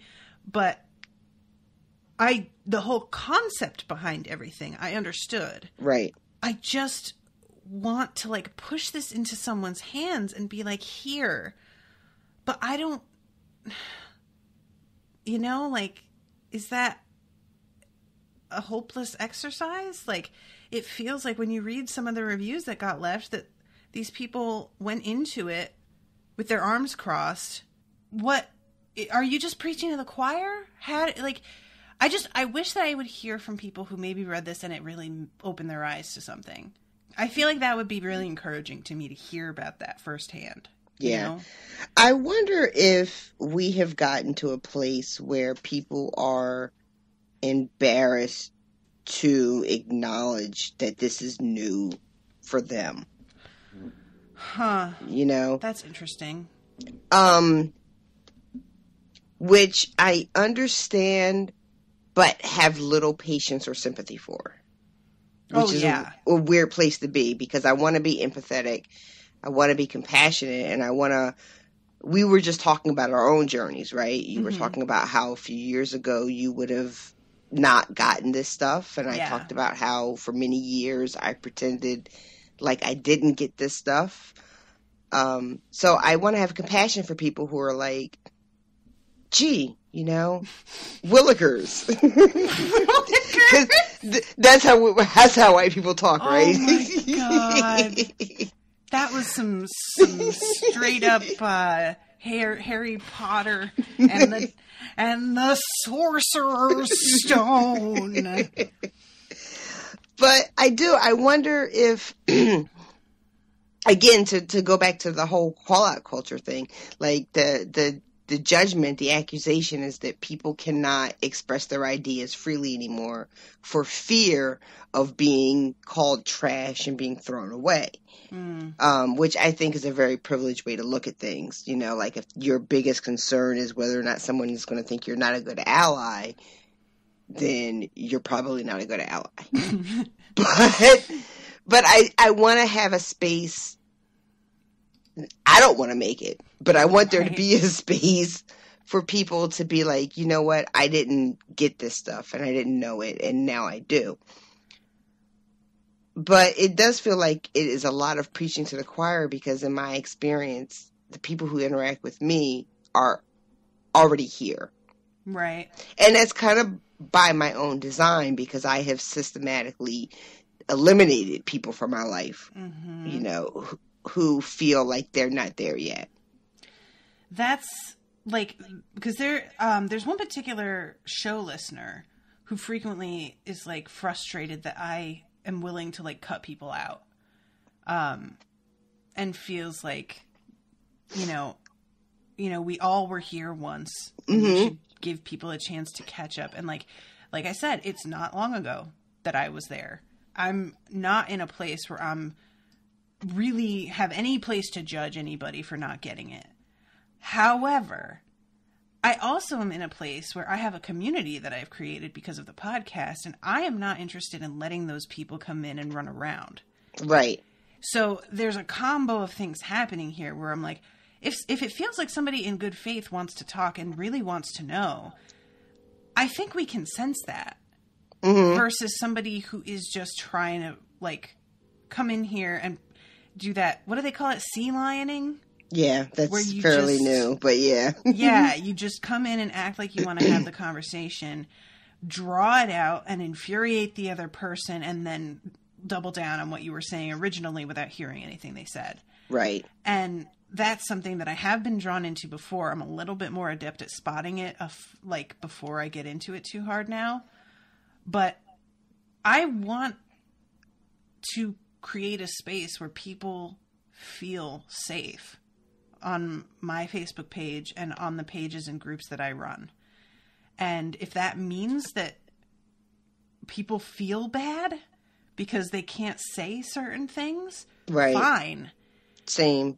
Fine. You know, like, but I did see, actually, it's funny that you say this because I meant to, like, go back and check this out, and I missed it, and I'm hoping it'll pop up again. There was a Facebook ad for a website where you could go and have conversations that were monitored about social issues, and you could go in there and learn, and the idea was to, like, chat with people from a place of, like, actually wanting to know and really? Being sure that you weren't about to get just, like, completely attacked for not knowing or using the wrong language. Really? Yeah, and, like, that, I want to, I need to go and figure it out because I don't remember the name of the site, and I was like, that's a pretty good idea to have, like, a designated space where if you have the emotional capital to go and, like, talk to somebody, you can go there, and you don't have to be inviting it into your space. Right. I think it's a really good point, too, that you just said emotional capital, because everybody doesn't have that. Exactly. You know, but those who do have it and can spare it, you know, God bless you. I'm not one of those people anymore. Yeah, and I'm that person sometimes. There will be days where I'm willing to sit down and I will type out an essay and try and be compassionate, and then there are days where I'm like, block. You know, like, it just... I just never can decide. Right. And also there's, like, the whole thing where she brings up about the use of the term intersectionality and this, like, accusation that term is this sort of, like, almost this elitist thing. Yeah. I appreciate her talking about that, too. Yeah. The idea, and then that's the thing, too, that's happening, and I see it myself, where it's like if you don't use the right words all the time, then your opinion doesn't matter. If you're not hip to the latest jargon, which is very classist. Yeah. And it silences a lot of people. And I have been trying to proactively make sure I am participating in communities that don't do that. Because sometimes someone will be trying to express something and it's a little clunky, you know, and people will jump on and dogpile on bad words that are used and completely miss what the person was trying to say. And I don't personally have any interest in doing that. It turns into its own kind of derailment. And it's a weird thing too, and I don't give these people a lot of credence, but there are a lot of them out there. People who accuse leftists of being like that. Like, we eat our own, you know. Oh, she didn't use the right words, so now she's trash and you won't listen to her. And I don't want to fall into that trap, especially when it comes to other black women who are talking, but also in a bigger sense too. But you're right. You can tell when someone is doing the sea lion thing you talk about. You know, you can start to spot that shit. And the language thing too, like there's also the culture of trying to be more woke than right. the next right. person. Right. And that the woke Olympics. Oh my God, I've been in groups like that, and it's just ridiculous. Like, I've had to bail because I'm like, same. I agree with your ideas, but you all are just posers after a point. Like, get over yourselves. Yeah, I've left a couple of different pages for that type of behavior as well. And it's sad to me, too, because I've left some Black-led, or Black woman-led spaces because of that sort of thing. Mm-hmm. And it's always a little discouraging when that happens, but I'm just not interested in shutting people down because they're not using the right words. Right. And I'm going to say, like, the right words are such a fluid thing, and they change so much just from one year to another that I'm still figuring it out. Like, the other day I saw somebody talking about how the proper term is no longer handicapped spaces, but accessible spaces. Mm-hmm. And they were, like, really frustrated that people didn't get that. And I was like, oh, I mean, I had no idea. No idea, and once you say it, I'm like, okay, yeah, that actually makes a lot of sense. And accessible is way more descriptive as well, because then you can apply that to, like, rooms in hotels and just all kinds of things where that word encompasses more than just handicapped. Because somebody might not actually even be disabled, but the accessibility is, like, an issue for them in another way. Right. And then it becomes more of a descriptor of the room as opposed to the person. Right. Exactly. Which is the issue we were talking about, the bicycle thing, right? I think I said the bicycle thing, and then we never said what that was. That's true, but yeah, she talks about confronting her own privilege because there was a period where she was commuting, and for money reasons, she was needing to take her bike, and she realized for the first time that it's really fucking hard, if there are no elevators or escalators or whatever to, like. What must it be like if you're, if you're someone who needs accessibility? Mm-hmm. And it didn't occur to her till she was carting her bike around, which is that thing about how we talk a lot about white privilege and we don't want to recognize our own privilege across the spectrum, There was a thing that went around on the social medias a couple of years ago where it was like challenging you to acknowledge your own particular type of privilege. Mm-hmm. And as a Black woman who is basically poor, at first look, I would be like, oh, I don't have any privilege. Mm-hmm. But I have a ton of privilege, I'm cis, I'm heterosexual, I am presumed Christian, which I'm not. Mm-hmm. But there's nothing that I wear every day or that I do every day that would draw attention to the fact that I'm not Christian, Right. I got married. I didn't have to worry about whether it was legal or not in my state. Mm-hmm. I am able-bodied, to a point, but on the surface, I'm 100% able-bodied. Mm-hmm. And these are things that I take for granted. I don't have to think about them. And that's the thing, is not having to think about them is key. And I don't understand why, and I said this already, but I'm going to say it again. I don't understand why that's so hard to comprehend. Mm-hmm.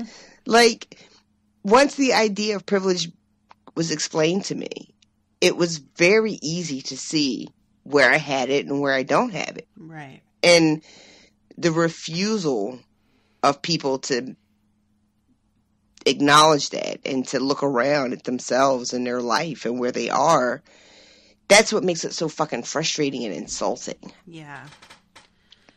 And I think, I think a lot of it does come down to, it's a similar thing as, like,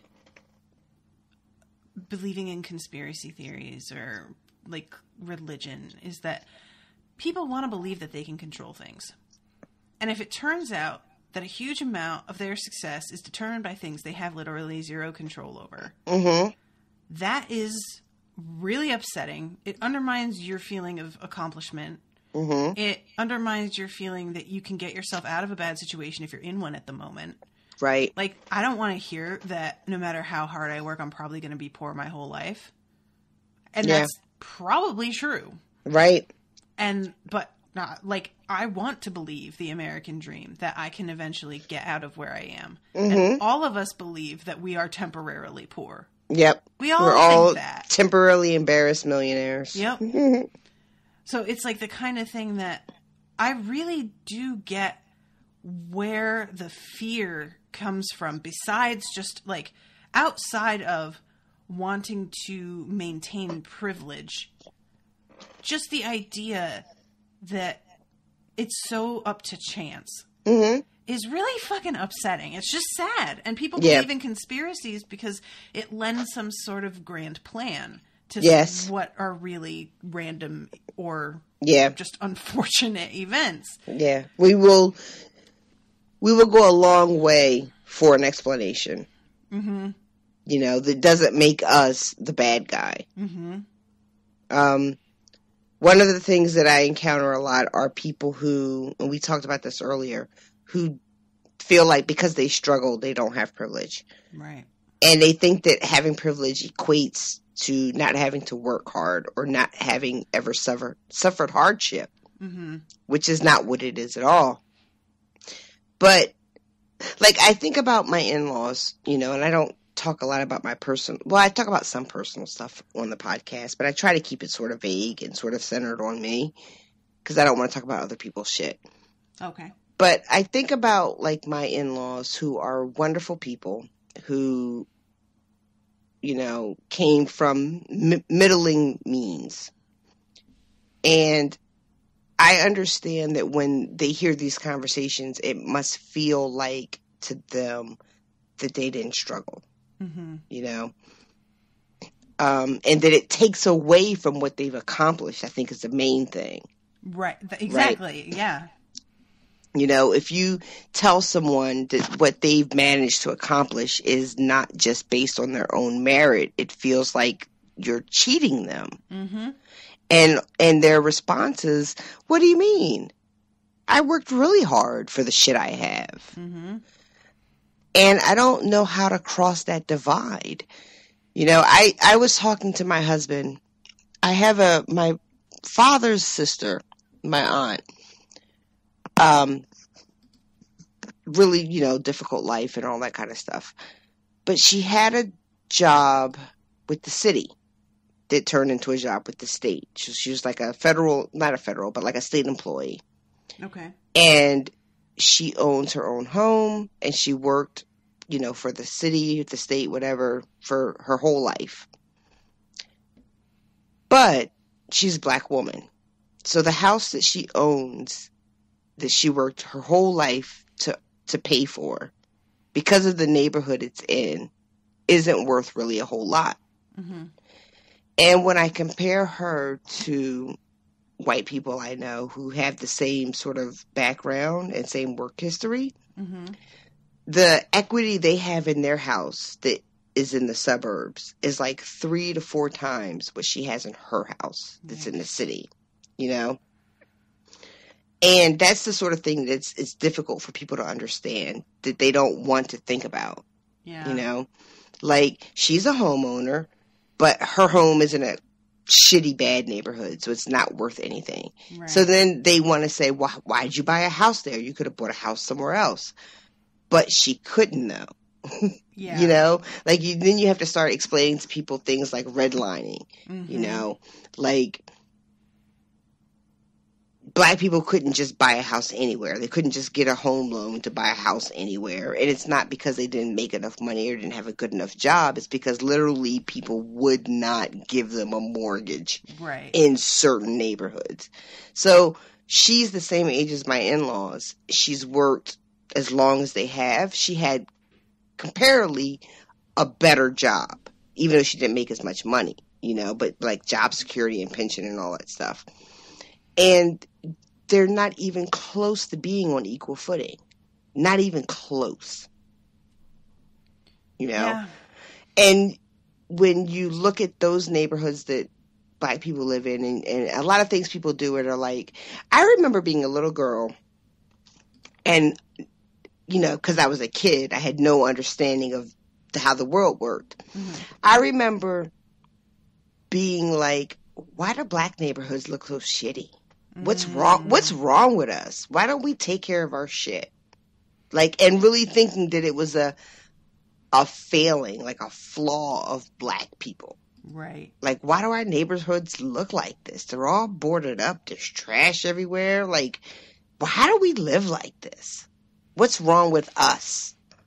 Yeah. You know, like as a very little kid, like feeling that. And, it took a long time to exercise those feelings and to get a greater understanding of why that is a thing.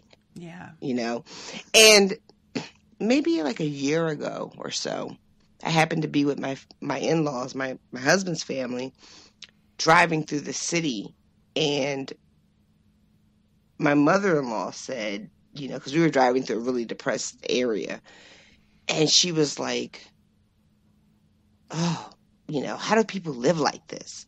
And I heard her say it. And I know she didn't mean any harm by it, you know. But that's what it looks like to people. They look at it and they think, how do black people live like this? Mm-hmm. With no understanding of how that came to be. Right. That's the thing when they talk about pathologizing black people's behavior, you know. Explain that. It's a thing that people do where they make behaviors and symptoms like inherent to being black. Gotcha. Okay. You know, like it's a sickness of being black. As opposed, like middle-aged white middle-class men are killing their wives like fucking hotcakes. You know, like every fucking Dateline ID, you know, investigation is some middle-class white man who's killing his wife to run off with a mistress. Mm-hmm. But we don't look at middle-aged white men as being a threat. Gotcha. You know?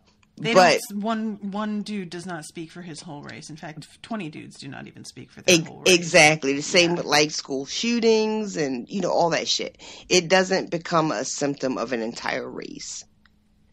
But when it happens to other communities, then that becomes indicative of an entire community. And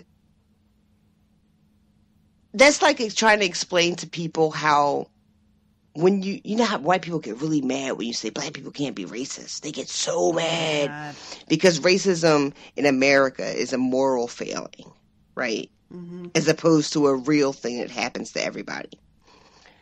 So Webster's dictionary defines racism. Oh my God. Oh my God. And you know what's funny about that is and I guess I made it up, but I'm almost positive the dictionary used to explain that racism was also a power structure, and it doesn't anymore. But in her book, shit up right now.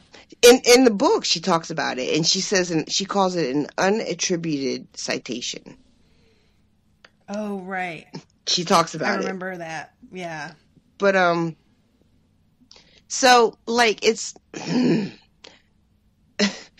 it's so fucked up. But like so anything black people do is all black people, and it's because we're black. And fucked up shit that white people do is like individual. Right. You know? It's that particular person's thing. White people get to be individuals and black people don't in this culture. White people are entitled to their individual destiny. And black people are just black people. I think that's what... Because you were saying how people are like, well, I just don't see you as black. And I think that's what it is because if you don't fall within the very particular parameters of what they... and then you just aren't part of that then. Yeah, that's exactly what it is. And I guess that's what I meant earlier when I was talking about my grandmother saying shit in front of me and me being like, do you get who I am? And that she saw me as an actual person. Yeah. And it's just, you know... You get afforded that sort of luxury of being an individual, of being a real live person. Right. Huh. Yeah. It's a trip.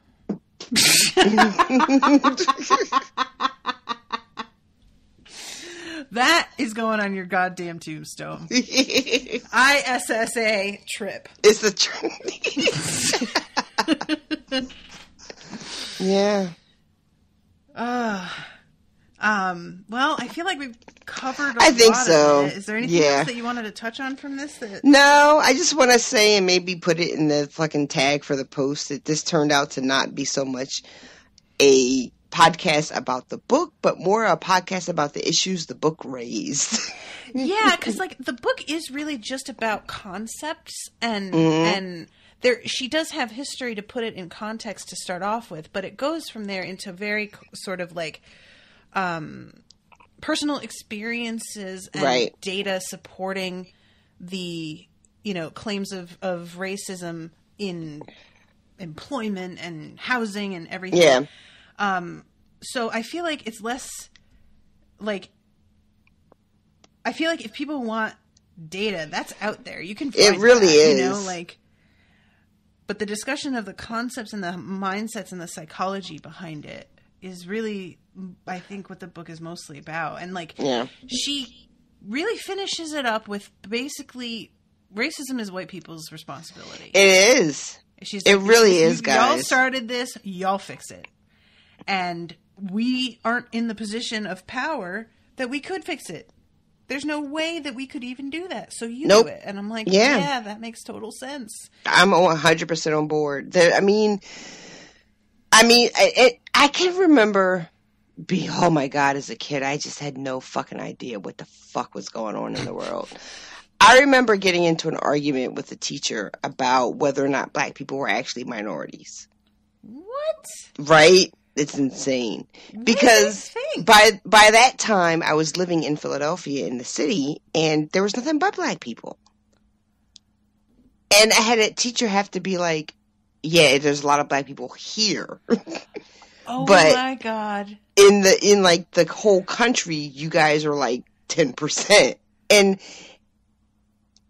it really didn't feel like that to me because I was surrounded by black people. I was like, how can you keep treating us like we're like nothing and we're everywhere?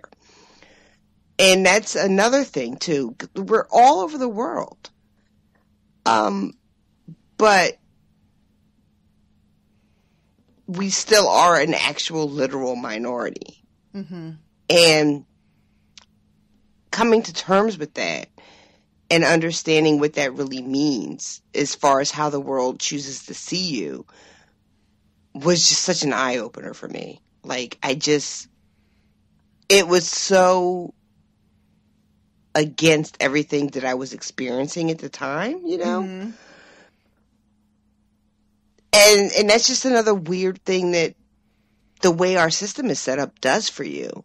Like, you're like, how can you keep talking to me like there's only one or two of us when we're everywhere? Yeah. And that's still where we are, Like, in the last couple of years when things have really gotten, fucking really out of hand. They've always been out of hand, but, like, to a tipping point with social media and all that stuff. I'll just say really quickly, and I think I've talked about it on other podcasts with you, but when the thing with Trayvon Martin happened, right? Mm-hmm. I was back in Philly by the time that happened. I think it was like 2012 when he was murdered. And it hit the news. And at the time, my husband was working in the city at its like bar. And I was spending a lot of time there, and I had like a lot of friends there, and we would socialize and like birthdays together and all kinds of shit.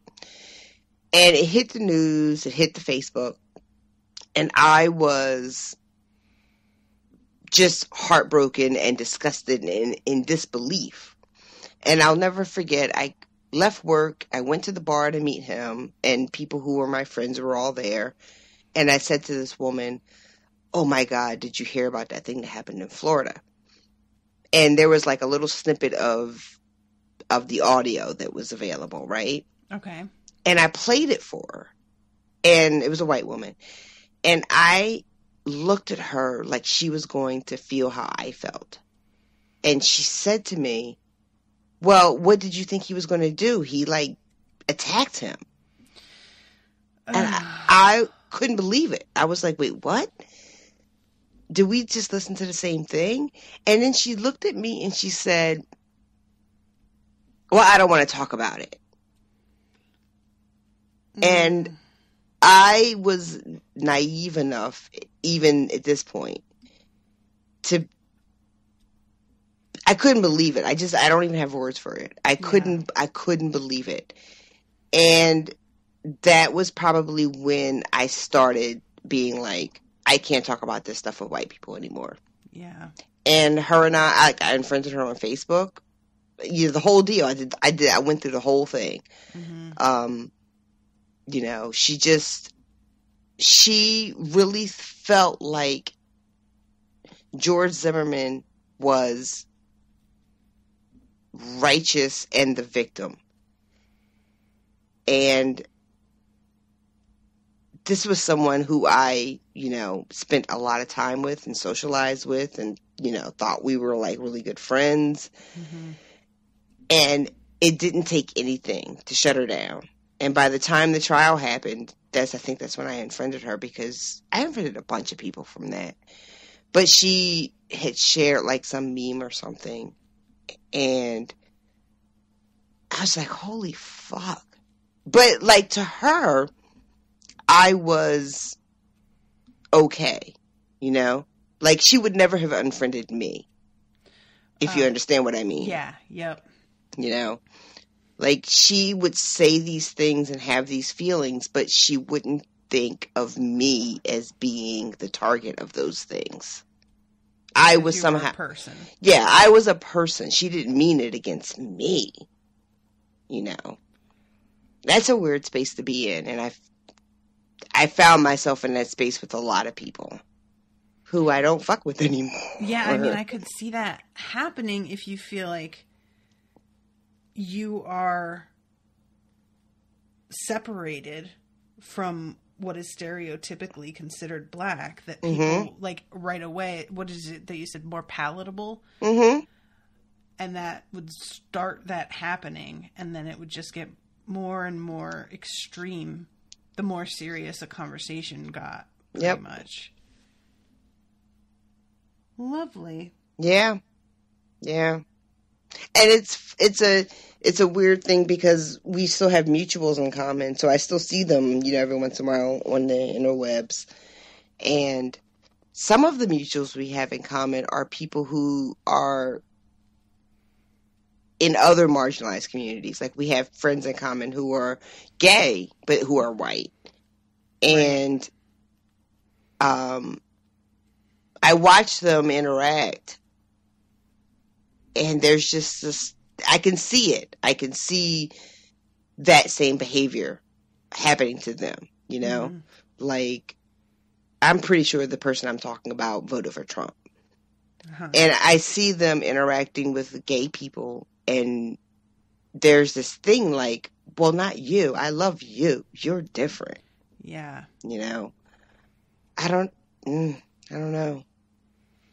I think it really just does have to do with proximity. It's like, it's a microcosm of the until it happens to me, I don't care. I don't understand. Yeah. Like all these articles that came out after Trump was elected, of people being like, he's deporting my best friend. Mm-hmm. This is madness. Yeah. I thought my best friend would be... But I really like the tacos from that restaurant. Right? What do you mean the owner is being... Yeah. Yeah. I thought they would be exempt. Yeah. Okay.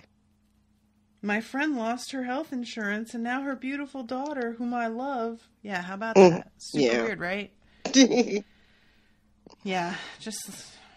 I mean, and... Like we used the example...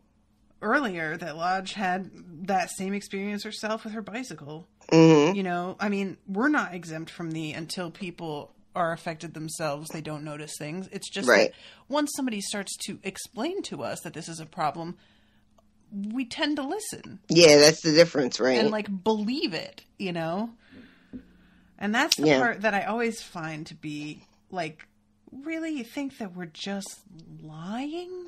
That's what it seems like. Like, yeah, and just creating excuses. Okay, yeah, sure. Yeah, there's like this thing, you know, that's going around like believe black women, you know.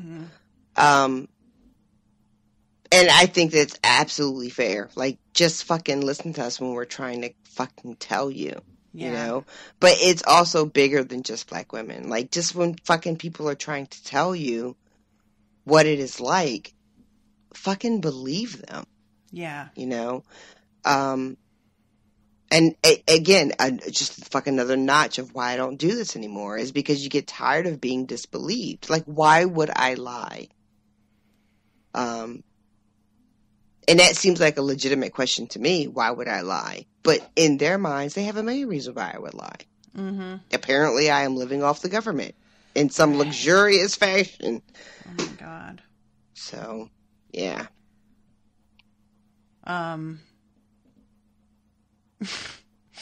All right, I'm like ready to start a whole other topic. We gotta lock this down. All right, let's wrap it up. Thank you for bearing with me with the restarting of this since we lost our first recording. Thank you, everybody who is listening, for bearing with us discussing race in general, rather than necessarily this book. But you should check out this book because it's good. It is good. And it's a really good primer if there's, like, if you're somebody who in general understands these concepts, but you don't have, like, an idea of solid data to bring up when people are arguing with you, this is a real good place to, like, bone up on that sort of thing and have something ready to cite when somebody starts to, like, the only caveat there is that the data she presents is mostly based on the British population. Yeah, but it's still fucking applicable. Exactly. So don't be scared. And, you know, she also, like, if you go to her, if you go to the Wikipedia for this book, there's, like, a bunch of sources of other works that get into similar material. And I think that would be a really other good place to start. So, 2 thumbs up.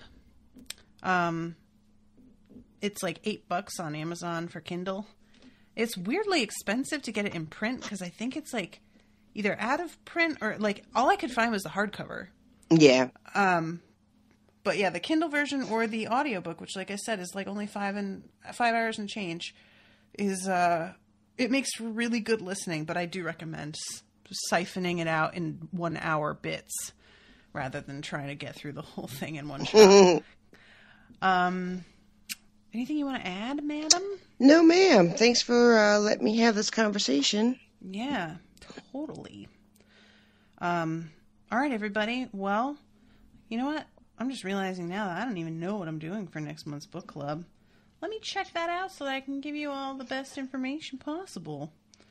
I am still working on the website. Forgive me, everybody, but I will, I swear, get everything up and running again.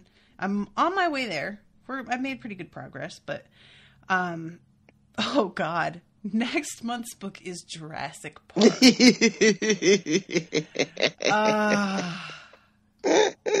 That should be fun. That's gonna be something. I heard the book. Sorry, say that again. I was gonna say I heard the book was pretty good, but I don't know. I've heard that the movie is way better than the book. I've heard that too. So we'll see about that. I think, Money called Jurassic Park, so I'll be doing that one with him. So that'll be interesting. I don't know if he's read it before. I think he has. I think so, yeah. But Jurassic Park was like a far and away winner. Like, it was high on that list when I wound up tallying everybody's, like, top choices. People have been bugging me about it, and I kept writing it off. Like, who wants to listen to me read Jurassic fucking Park? And then it turns out, like, everybody does. So, okay, I guess. So, yeah, that's what's coming up next. And thank you all for listening. Please leave a review on iTunes if you've been enjoying our coverage of all of the different material we've been doing. And you can find us on Facebook, facebook.com/unspoiledpod, Twitter at unspoiledshow, Instagram at unspoiledpodcast, and you can email me at unspoiledpodcast@gmail.com. All right, everybody. Thank you so much.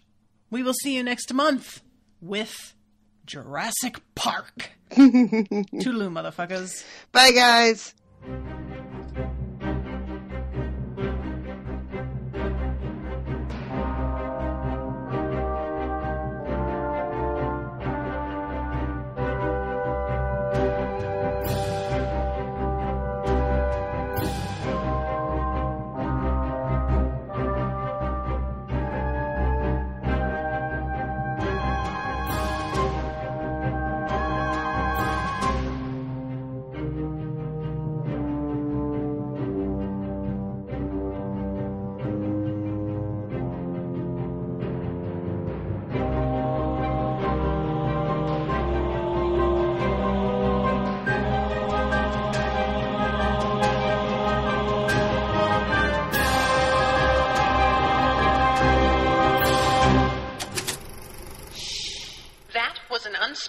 Network podcast.